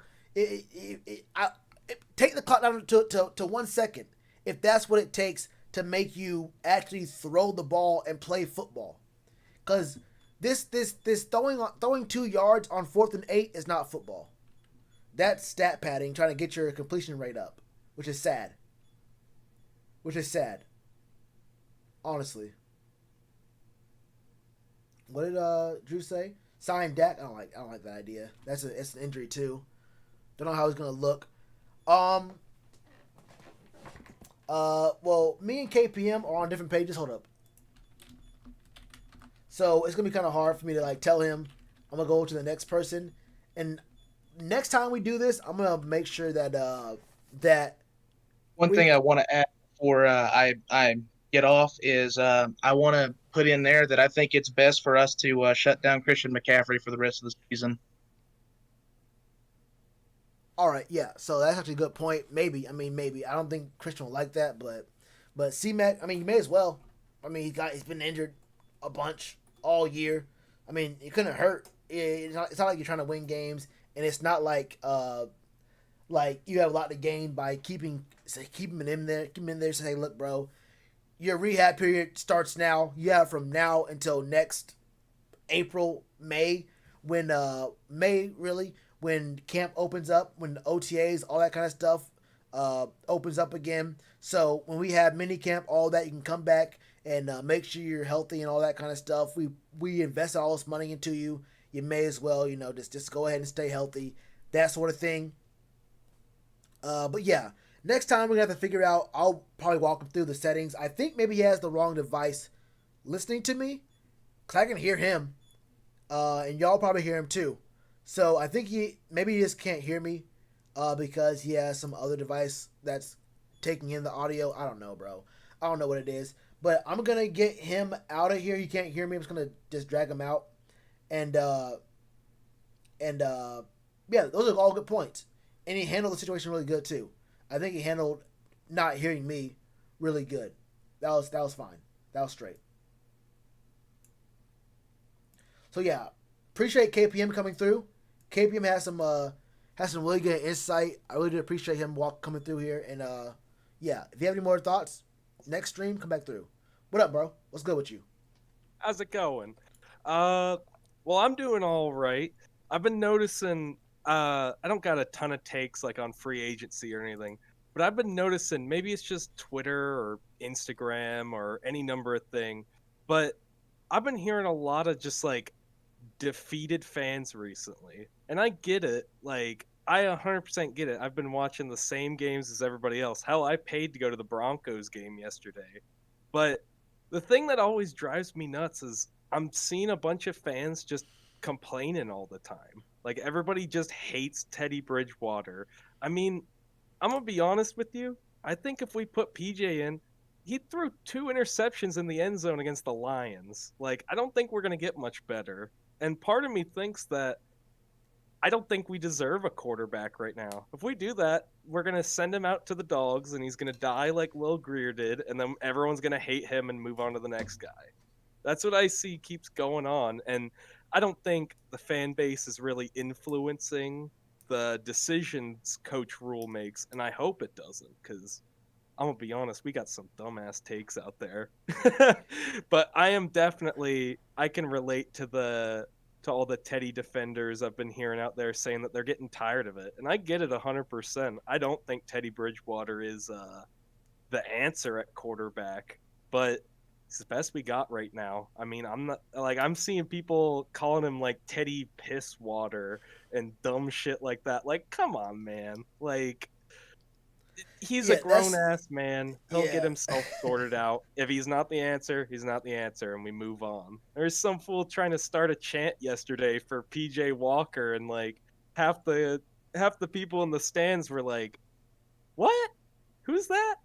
Who's that? I don't know that guy." Yeah, the nicknames are out of pocket. The nicknames, Pisswater is only one of them. Pisswater is only one of them. I've seen a lot of these nicknames. Some go a little bit more out of pocket than other ones. But oh yeah, but yeah, I'll let you go on. Yeah, but I mean, I feel you. See, the thing for me is, I get it. When you're a fan, and it took me a while to understand this too, because I've been doing this YouTube thing not that long. I think this is like my 3rd year. I'm going maybe 2.5 years so far. At first, I was thinking everyone was going to be, rational, all this kind of stuff. It took me some time to realize that the biggest thing about being a fan is that you're allowed to be irrational. Like, you're not always going to see level-headed takes. You're not always going to see, if people thought about it, if people sat down and actually thought about what's going on, then maybe you would see more calmer things. But the thing about sports is it's one of the highest forms of entertainment, and you do get emotionally involved with it. Like, it's not like maybe TV and movies. You watch it, whatever, and it's good. You get addicted to it maybe. Football, you feel like, or sports in general, is part of your identity in some ways. Like, I feel like, oh yeah, like being a fan is part of your identity, and so you feel a lot more connected to it. Like their loss is your loss. Like, you feel me? Like, and then definitely. And then you get like you you might say some things you don't mean, or you say some things you really do mean, and Yeah. and it ends up going left real quickly. So like, I would never go that far. But one of the things I learned after maybe a year and a half was that part of being a fan, I guess, is for better Being or worse. irrational. Yeah, for better or worse, being irrational, getting reactionary, and going a little bit too far on both ends of the spectrum. Like, when people saw PJ win that game against a horrible Lions team where their coach got fired a week later or 2 weeks later, they say PJ's a very, very good quarterback. And I'm thinking, maybe it's just that the Lions are a horrible team. It's a trash team, trash organization. They had a not very good coach at the helm, and it was the perfect storm for PJ. Now, I don't think he's garbage, maybe. I think he's like a backup level, a decent backup level quarterback. But am I like all in on PJ? Am I like saying he's the next big thing? I don't know about all that, man. But the hatred is a little bit weird. But at this point, bro, Teddy has brought a lot of negativity on himself. He hasn't been a bad guy personally, but when you just can't deliver and you've had multiple opportunities in one-score games to deliver, at least pretend to deliver, it's bad. It's really bad, especially when your wins are against a horrible Falcons team, a good-looking offense in the Chargers, but a team overall that is just not good at all. They find ways to lose. The Chargers are a bad team with a very good quarterback and very good weapons. They have good weapons. They have good players, but a bad team overall. Kind of like us. We have good players, but we're a bad team overall. A game against the Lions that you win. I mean, we don't have any real impressive wins. You feel me? Yeah, I think going into these last few games, I don't expect to win a single one, but maybe like if the Saints are slipping or something like that. I'm not opposed to getting like one win to carry momentum into the next season, because part of me feels bad like seeing Burns and all these guys losing. Of course, I want a better draft pick. I want the number one pick. I want to get the shiny new toy as much as everybody else. But at the same time, a lot of these dudes, like, I can't imagine they're going out there like, man, I'm playing my best ball right now. And also with the fan thing, it's like, I think I saw something like someone on Reddit or something was talking about how like it was affecting their mental health. Now, I'm going to say this. I'm like a psychology major. I'm going to try to be a counselor. If it's messing with your mental health, maybe you got to like take a step back for a second. Like like we're going through some tough times right now. So seriously, everyone just like, keep pounding, do all that stuff, but you got to prioritize your mental health. If the team losing is making you not want to live anymore, like maybe you got to do some introspection there, go to a counselor or something like that. But definitely just I think the big thing I was hearing to try to get away from that transition awkwardly, but I listened to all of the press conferences and everything else, and I've been hearing Matt Rule say something along the lines of the reason why they run the play clock down is part of the scheme. So part of me doesn't think that's all on Teddy. I think there's definitely stuff you could put on Teddy. I'm definitely not the biggest Teddy defender out there, but I 100% believe that that's what they want to run. I mean, when we had PJ in there, that's what we ran. And when Teddy was playing for the Saints, he wasn't running down the time the entire thing. I don't think that's a conscious decision he's making. Now, the one person that I can kind of blame a little bit and that I'm not a big fan of so far, and it seems to be the one that everyone's kind of forgetting right now, is Joe Brady. I mean, I'm not going to lie. I think he's an awesome dude. He's probably a great guy. But, like, he's calling plays like we're playing, like, Eastern Missouri out there, and our guys are, like, 3 feet taller than everybody else. But, like, I was watching some of the plays yesterday, and I was like, I feel like I saw this at a UNC Charlotte game. I feel like we're calling the same fades on people that if there was a giant discrepancy in talent, we would easily get that. But like, we're not playing Southern Carolina State Technical Institute. We're playing a real ass football team that's trying to win. First of all, man, I wish Charlotte would call fades. Last I checked, they were running sweeps and slants.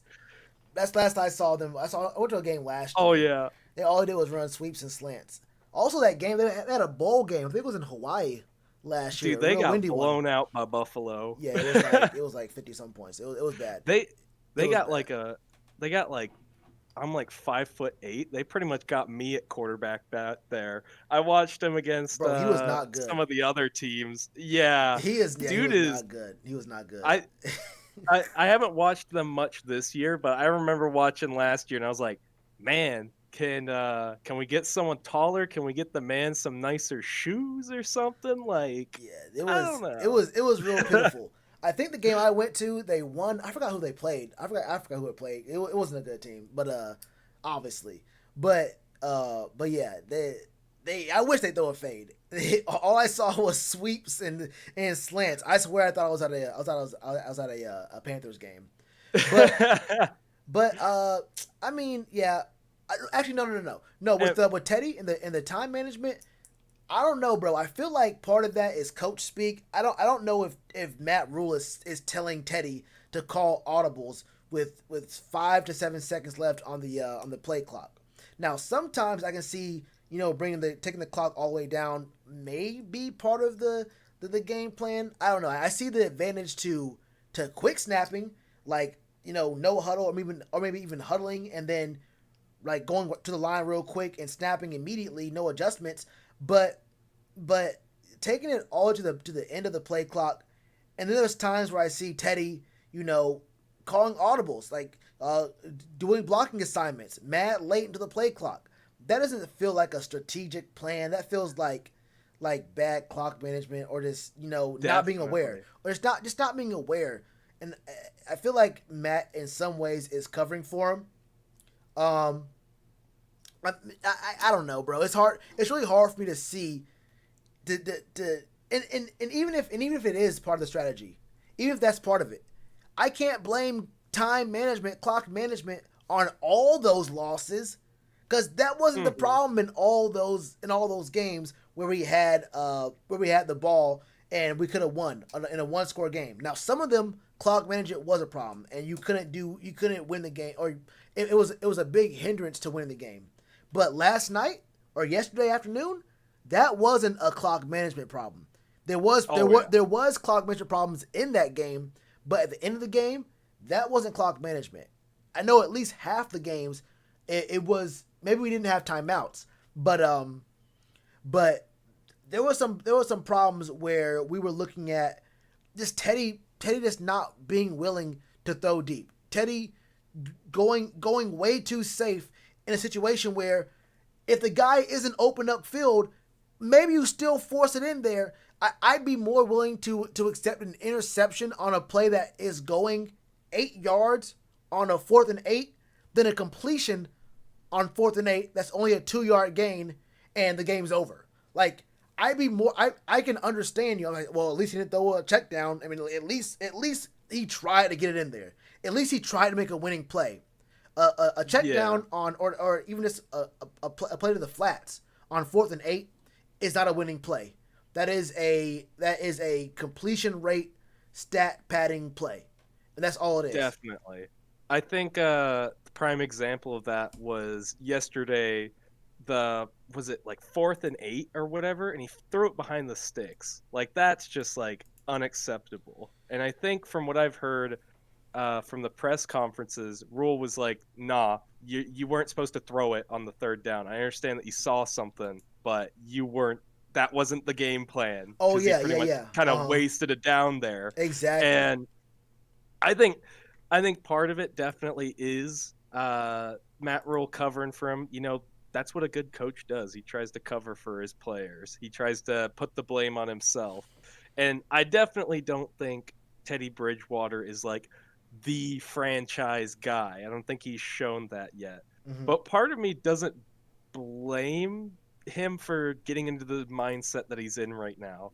I mean, the O-line that we're working with just is terrible. And that's part of the reason why I don't think we need to draft a quarterback. That and it set everybody on fire and like it always does with every fan base.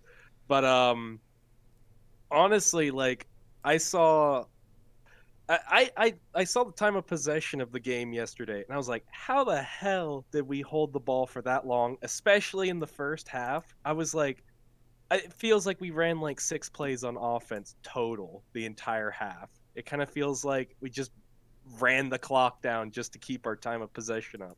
Hell, I would bet money that first half of that last game, the defense probably had more offense than the offense did with that F.A. Obata play or whatever. Like, that boy was running.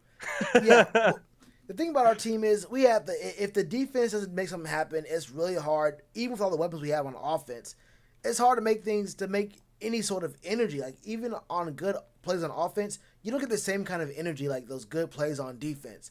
We're not very exciting, and I feel like the team has to use the defense as the springboard for, getting them pumped into the game and getting them actually engaged. Because it's real easy to fall asleep, watching our offense.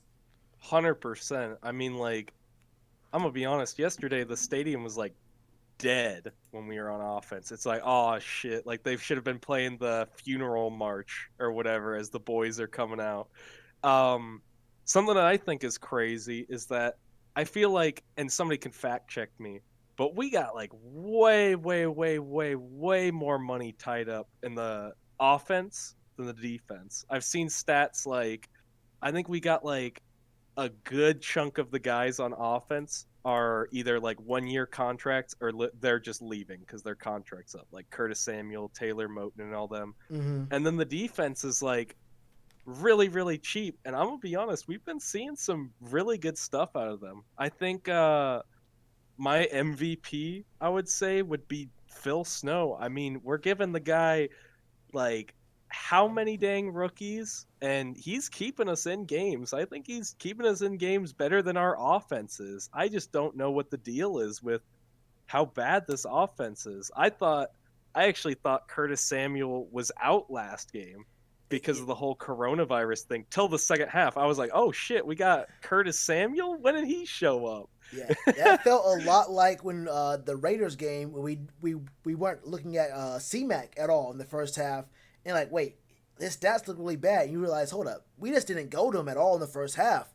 Curtis you thought he was asleep. You thought he was playing bad until you said, wait, hold up. I just don't remember seeing him or hearing his name at all. And then he starts showing up in the third quarter. I don't know what it is, bro. I really don't know if it's is it Joe Brady's play calling? Is it Teddy Bridgewater's decision making? I don't know. But for everyone, I agree with you too. I agree that Phil Snow deserves a lot of credit because it's real strange. How are we gonna give Jeremy Chin, Brian Burns, YGM, and Shaq Thompson, and the linebackers aren't doing that great outside Jeremy Chin. But I mean, even Sam Franklin and Justin Burris both have been very solid as guys who we had no real thoughts, we didn't think they were gonna do anything, honestly. But someone's coaching them, someone's telling them what to do. Brian Burns is having the best year of his career, and someone is to blame for that. And we obviously Brian, he works hard, practices all that stuff. He works out, but there's some coaching behind that too. Definitely some coaching behind that too. And we don't have the greatest. There are definitely some big holes on our defense. And to see these games, and honestly, coming to this year, you would have thought that it was the defense holding us back that would be the problem this year. These games, it's the offense. Like the defense does just enough to give us a chance to win, which is way more than I expected. Coming to this year, I thought it was going to be the defense giving us no shot to even pretend we could come back and win. But the D is doing just enough to say, okay, offense, we did our job. All you have to do was score here. You got a chance to score in all these games. We can be maybe 9-5 right now. Definitely. No, I think that's 100% a possibility. I mean, just a few plays on offense. I remember listening to some podcasts and stuff, and people are like, "Oh man, I bet this offense, it's going to score like 90 points a game. It's going to do this, it's going to do that." And it's really just, it's not all it's cracked up to be. Maybe it's down to O-line play, maybe it's down to Teddy, maybe it's down to play calling, but whatever it is, we got to get it figured out at some point. I wouldn't be surprised if it was Teddy. I wouldn't be surprised if it was Joe Brady. And I honestly just don't have the answer for you. I don't think it's Teddy Bridgewater. If I were to guess, I don't think he's like the alpha dog gonna come out here and like lead the entire team, but I don't think he's gonna lose us any games, if that makes any sense. Um, Now, I got a crazy theory for you, and I need your opinion on it, Shells. So, so do you think? And I'm trying to skate around the word, but do you think we're like artistically losing some of these games, on purpose? Like, I think the game that stuck out for me was that Vikings game. I mean, that last play, I don't want to say that Phil Snow didn't know to rush more people at Kirk Cousins and only rush 3 people. I don't want to say that he didn't think of that in the moment. Part of me thinks he was looking back at Rule. He was like, that guy with the long hair that you like, he's a bit up there. We're gonna need a bit more draft capital. Do you think it's possible that we get towards the end of it and we almost, keep ourselves in these games and then fall apart near the end and just go, oh, it's a rookie team? I think that's just the conspiracy theory that I got going. But I wouldn't be surprised, honestly. I mean, Rule's talking about building up this thing so that we're successful for years. And if it moves us up one more position and gets us our next starting whatever else, I would not be surprised. And that doesn't mean I'm a proponent of tanking. I've been trying to skate around the word, but I don't know. These last few games, just the play calling has been crazy sometimes. It just defies logic at some points. I can answer that question for you very simply. The answer is no. I don't know what's the term for it. Maybe it's Occam's razor. Maybe I'm thinking of some other term. Look. Yeah, you're right. Look, bro, we're just a bad team. We're just not a good team at all. I don't think you have to try to tank with us. I think you just leave us to our own devices, and this team is going to disappoint you. I mean, I don't think you have the coaches have any like sort of like, maybe they want to get a good draft pick. I mean, obviously Matt Rule is locked up for years and years, so he could, if he wanted to, maybe he could think about tanking because he knows he has security and that money's coming in no matter what. But man, I think this team's just not that great. I think if we were a much better team with consistency, and we haven't seen 7 games look the same exact way, maybe. But man, we're just a bad team that just likes to lose. It is what it is. I think if we haven't given ourselves the sort of leeway to say that we're tanking. We're losing these games way too closely with strong opportunities to win. And if it was on the defense for the most part, maybe. But this is a guy in Teddy who has something to prove. Teddy has something to prove. Teddy would never want to, or he would never have any kind of motivation to try to lose, or at least make these losses look like it's his fault. And he's not even trying. Like if he overthrows the guy and says, well, maybe he didn't run as hard of a route I thought he was going to do, or maybe he ran the wrong route. Maybe you could say anything like that if you throw too far. But if you're throwing checkdowns and whatnot, you don't give yourself any kind of excuse. Like Teddy's just not a very clutch quarterback, not a very good quarterback, or not a great quarterback, not a take you over the hump kind of quarterback. And this is not a very great team. From top to bottom, this is a team with very good players in certain positions, very good individual talents, but as an entire team that has to win games late and get clutch, that's not our identity. That's not how this team works. That's not how the team operates, and it hasn't been this whole year, and that's not how it's been for the last couple of years. Honestly, last couple of years we lose. Last few years we lose one score games, and we lose one score games consistently. That's just what it is, man.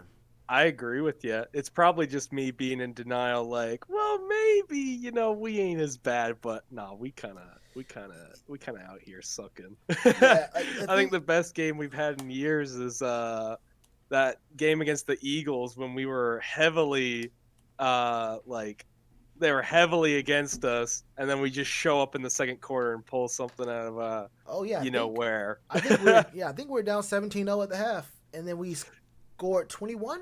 Or was it 20? I think just about. Dude, that was one of those games where I was like, hell yeah, man, we got to do it. And that's kind of like, I think I was hearing some football analyst or stats guy saying that when you have a quarterback that's like Cam Newton or like one of these alpha dog types that can win you the games, that sort of stuff just happens sometimes. And I just don't think we see that out of Teddy. And that's perfectly fine, like I think he's a perfectly passable quarterback. But an alpha dog, I don't think so. And I think you said it a bunch during the off season, but I've been hearing a bunch of people saying like if we had Cam Newton, we'd be 11-5 or like 10-6 or anything along those lines. But I honestly don't see that. Not saying Cam isn't great. He's a great guy and he's a great player. But I mean, like the O-line he's got with the Patriots is way better than ours. I mean, like that game against the Miami Dolphins that he had where he ran all over him, I don't think we could have put something on like that because we just don't have the personnel to do that. Yeah, we don't. He would have a much better. I mean, his year isn't that great with the Patriots right now. But yeah, he would have a much worse year with us over here. We have better weapons, but I don't think this team, like I mentioned before a lot of times, this team was never, at least right now, it was never going to be a Cam Newton away from a deep playoff run. Like maybe we have 7 wins, maybe we end the season with 8 wins, but this was never. We were at best going to be a first round exit team, picking at number like 17, 18. So we would have more wins. I think Cam would get us 3-4 more wins. At least 2, definitely 2 more wins, maybe 3, maybe 4 if he stays healthy. But I don't know, bro. We were never gonna be a playoff run team this year. So, and I can't blame Teddy 100%. Like I do blame him for the losses, but from my expectations of him, I never really expected him to be, a guy who's going to come in here and drag us to get us to 10 wins, 9 wins. I don't know. It was never really about that with Teddy, but it felt like it. It felt like, you see Robbie, you see Jeremy Chin doing what he's doing. You see Russell Douglas looking pretty solid what he's doing. Derek Brown is doing all right. He doesn't have KK. He doesn't have the running mate beside him in the interior of the D line. He's just eating up blocks right now. But you see the team looking pretty good. Curtis is looking all right. DJ looks pretty good. Mike Davis came alive. He did way more than I expected. I had to say I was wrong numerous times. I thought Mike Davis was a stupid pickup. Yeah, $3 million. I was shocked how that dude turned out. I mean, honestly, I wouldn't be surprised if he leaves or he stays. Like, I wouldn't be surprised if some team decides to pick him up for cheap or we get him back for cheap just because maybe he doesn't want to, move out of Charlotte or something like that. Yeah. But dude has been probably, one of the best surprises we've gotten so far. Like, he seems like a good locker room leader, and he seems like he's got that dog in him. Like when he's breaking tackles and all that other stuff, he puts some players on skates. And is he like a bell cow back? Absolutely not. But he's been a good surprise. Like, I'm happy with him.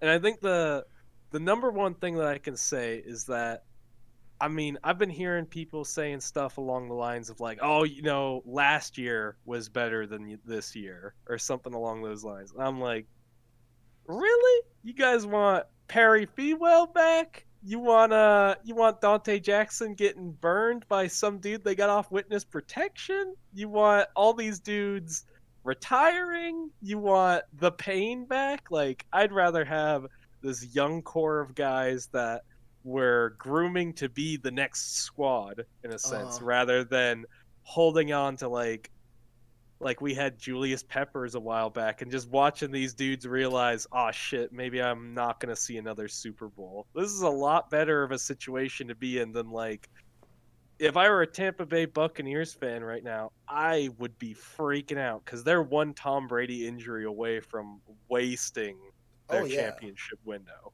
Like, the Saints are one very good ref call away in the playoffs from their whole cap situation being just gone. Like, they have 5 years of nothing if they don't win this year.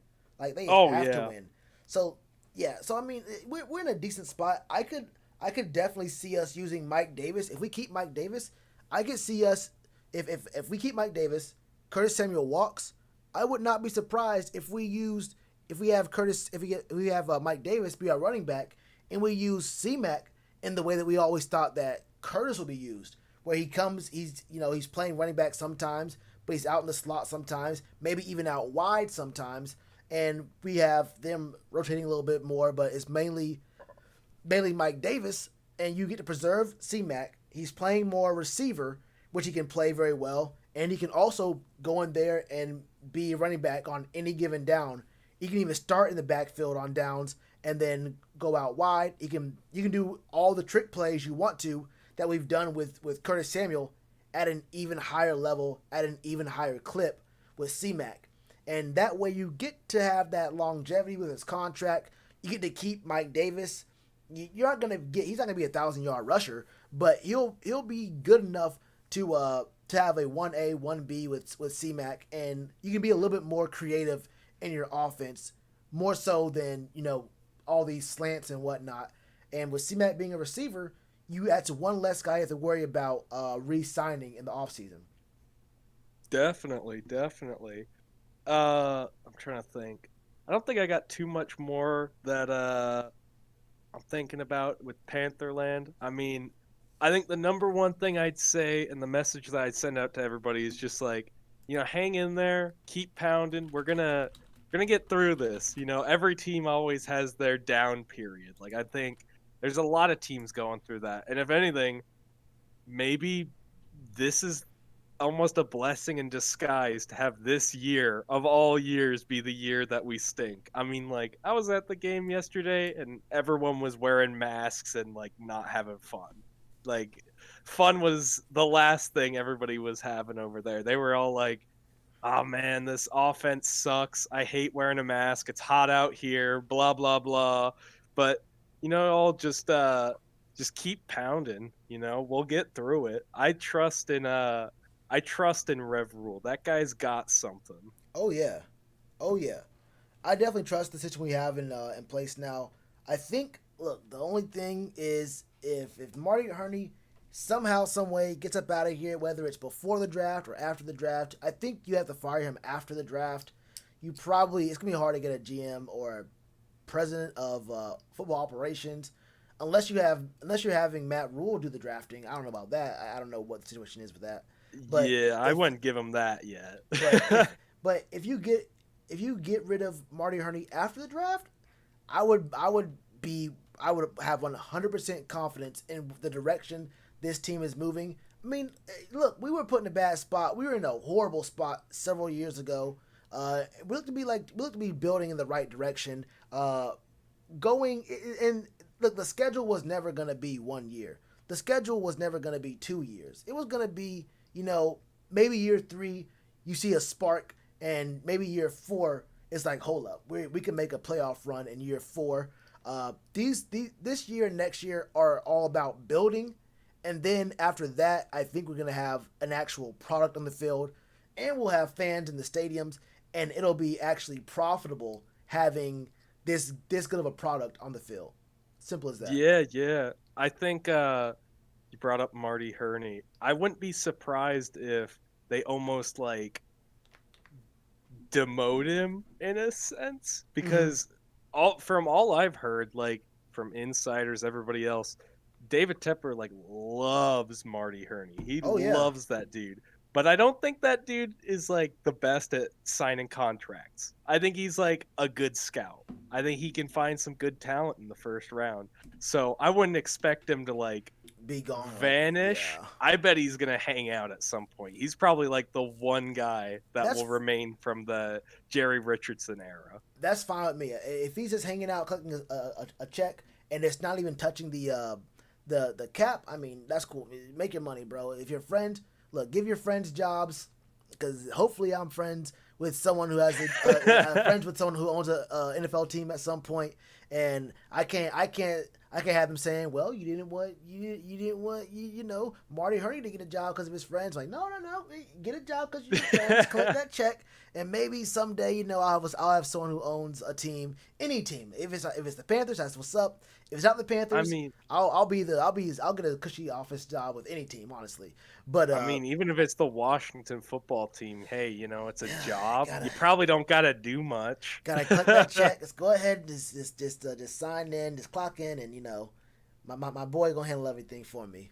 But I remember earlier in the season, somebody had bet you it was some number of wins, and you're gonna get that Colin Jones jersey. oh yeah, Did yeah. we hit that? Did we hit that? Are you getting the Colin Jones jersey? We did. No, I think the number was 6. We're definitely not Man, hitting we it. gotta Or it was we gotta 5. It was eke either- out 2 more wins. It's We either gotta get my 5 or man as 6, but I'm not getting that jersey. Our chance, we had a Man. shot. I thought this game against the Broncos was the game. No, the Vikings. If we won the Vikings game, I knew for a fact I was getting the jersey. But then we lost to the Broncos as well. So, but I haven't even seen that dude in my chat. I haven't seen him in my chat at all since then. Then again, I Man, haven't gone. he for a knew. minute, so, He was like, "I'm not paying any money. I'm getting out of here." But, I mean, he might win the bet, but then again, I mean, I don't have to pay up until April or May. He wanted a jersey of our first round pick for this year. Oh, So like, okay. that bet's not even in for another 4 or 5 months, depending on when the jersey comes out. Maybe 6. Yeah, So, let's just like hope he forgets, He may not even come Or back. or we eke out those 2 wins and Colin I mean, Jones, yeah. You'll have a one of a kind Colin Jones. The Nah.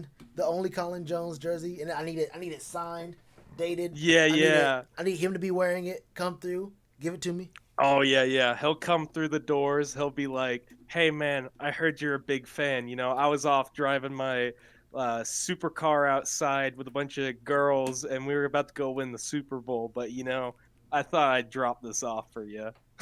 Very realistic. Pull up on me like Gary Oak. Yeah. He's gonna be like, "You a boy or girl? Cause I got this jersey for you real quick." Exactly, man. Hey, look. First of all, I don't think he's gonna be around. I haven't seen that guy since that one stream. But if I lose the bet, I pay up my bets. I pay it up. Fair enough, man. Yeah, I mean, and if that's what it comes down to, then we had our fair shot. We had our really fair shot to get 6 wins, and Teddy. You never know.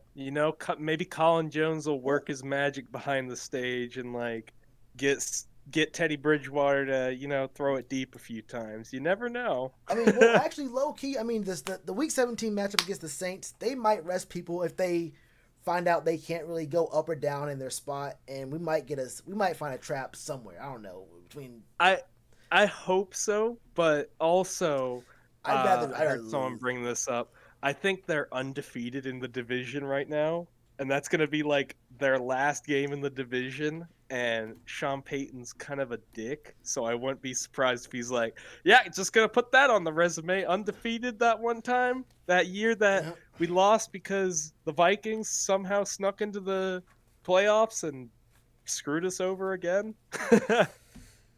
Yeah, I mean, man, I want to put. First of all, I won't put anything past Sean Payton. But number 2, I lost all hope. I honestly, the hope I have for this season is all about college football. It's all about April.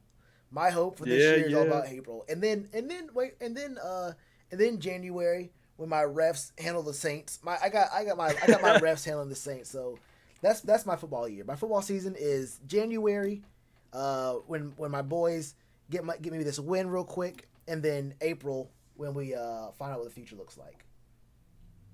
Man, that sounds nice. And I'm gonna make a crazy prediction here. Uh-huh. I'm gonna say the Washington football team with Ron Rivera somehow sneaks into the playoffs and they eliminate the Buccaneers and then they leave because they're garbage. Because, goddamn, they gotta lose. Oh, low key, hey, bro, I can 100% see that happening. That's not even that crazy of a prediction. I think the Bucks. Dude, I believe in Ron Rivera. He's gotta do something for me. You know, like he beat that cancer. He could beat Tom Brady, dude. I believe in him. Hold up, I'm gonna be real. That's a good joke, but I'm gonna be real. The Bucks may not even make. Wait, hold up. No, I'm wrong. They added in that weird playoff spot. Yeah, there's but 7. you know, Ron Rivera, he's eyeing up Bruce Arians, and he's like, "Yeah, dude. Yeah, I see you spent all this money on this team, and you got all the flavor of the month fans over there. You mind if I just destroy that real quick?" You put pressure on Tom Brady, and he gonna fold, and that's the one thing that they do in Washington. Now they don't have a quarterback. They have no quarterback. One is I don't know, broken down, disassembled. The other one has never been good, never gonna be good. Shouldn't have been drafted. Are you talking about Kyle Allen, hallowed be his name, Arizona legend? I'm not even, I didn't get to Kyle Allen yet. I was talking about Alex Smith and then boy, and Dwayne Haskins. I was gonna say, because I was watching that game when he got his ankle all twisted up, and the announcers were pretty much like crying that Alex Smith was coming out there, and I was like, "You ain't crying because the goat's getting carted off the field? Do you know Kyle Allen? Like." That guy is a Panthers legend. I mean, what did we get for Kyle Allen? Jeremy Chin. I mean, fine. I guess I'll take my Super Bowl 10 years later rather than right now. Because Kyle Allen, let me tell you, that dude's the real deal. I remember all the stories. Everyone was saying, could Kyle Allen take over Cam Newton? Everyone was saying Kyle Allen was better than Cam. Kyle Allen is a franchise quarterback. And Kyle Allen, the future. Not only has he been a franchise quarterback for the Panthers, he's a franchise quarterback for the Washington football team now. I mean, that's all you need in the resume nowadays. He can get any job in the world. Yeah, I know. He could just walk up to like McDonald's or like Bed Bath & Beyond and be like, "Yo, you ever hire a 2-time franchise quarterback? Kyle Allen, Arizona legend, Carolina Panthers legend, greatest of all time." No cover letter needed. Just pull up.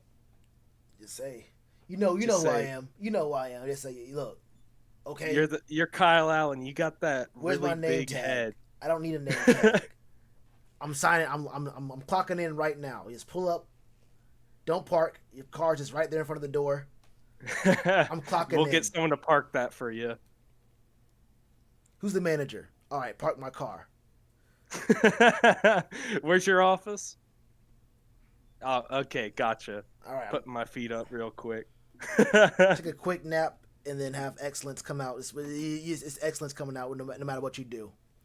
I mean, have you seen my head? I got a really weird baby face, but like, still pretty cute though. Come on, you know? Kyle Allen, legend.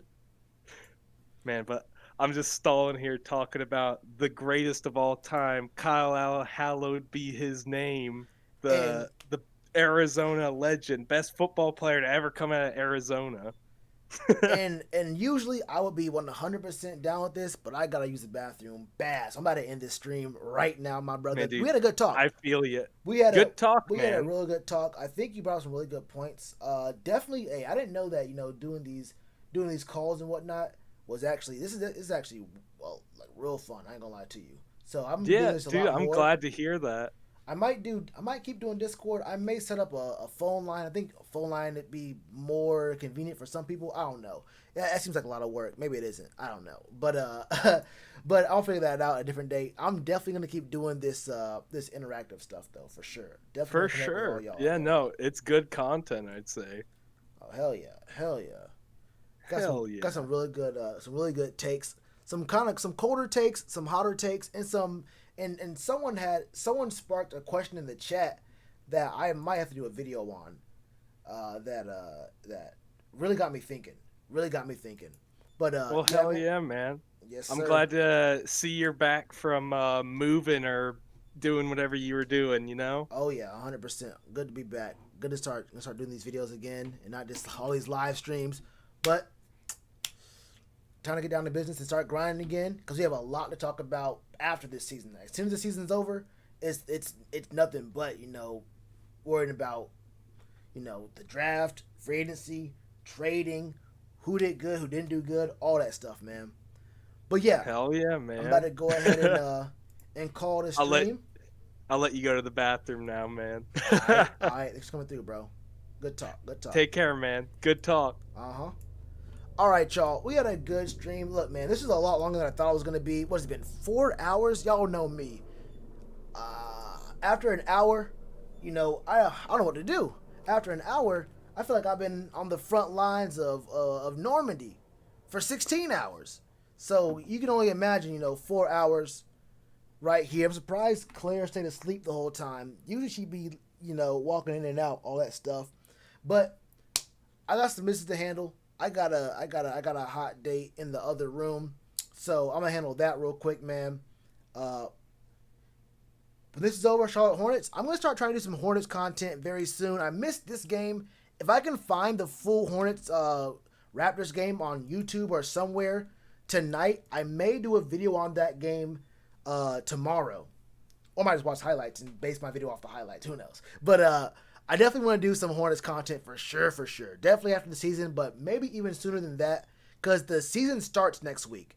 Anyway, man, all y'all who came to the stream, I'll show love. A lot of appreciation for y'all coming through, man.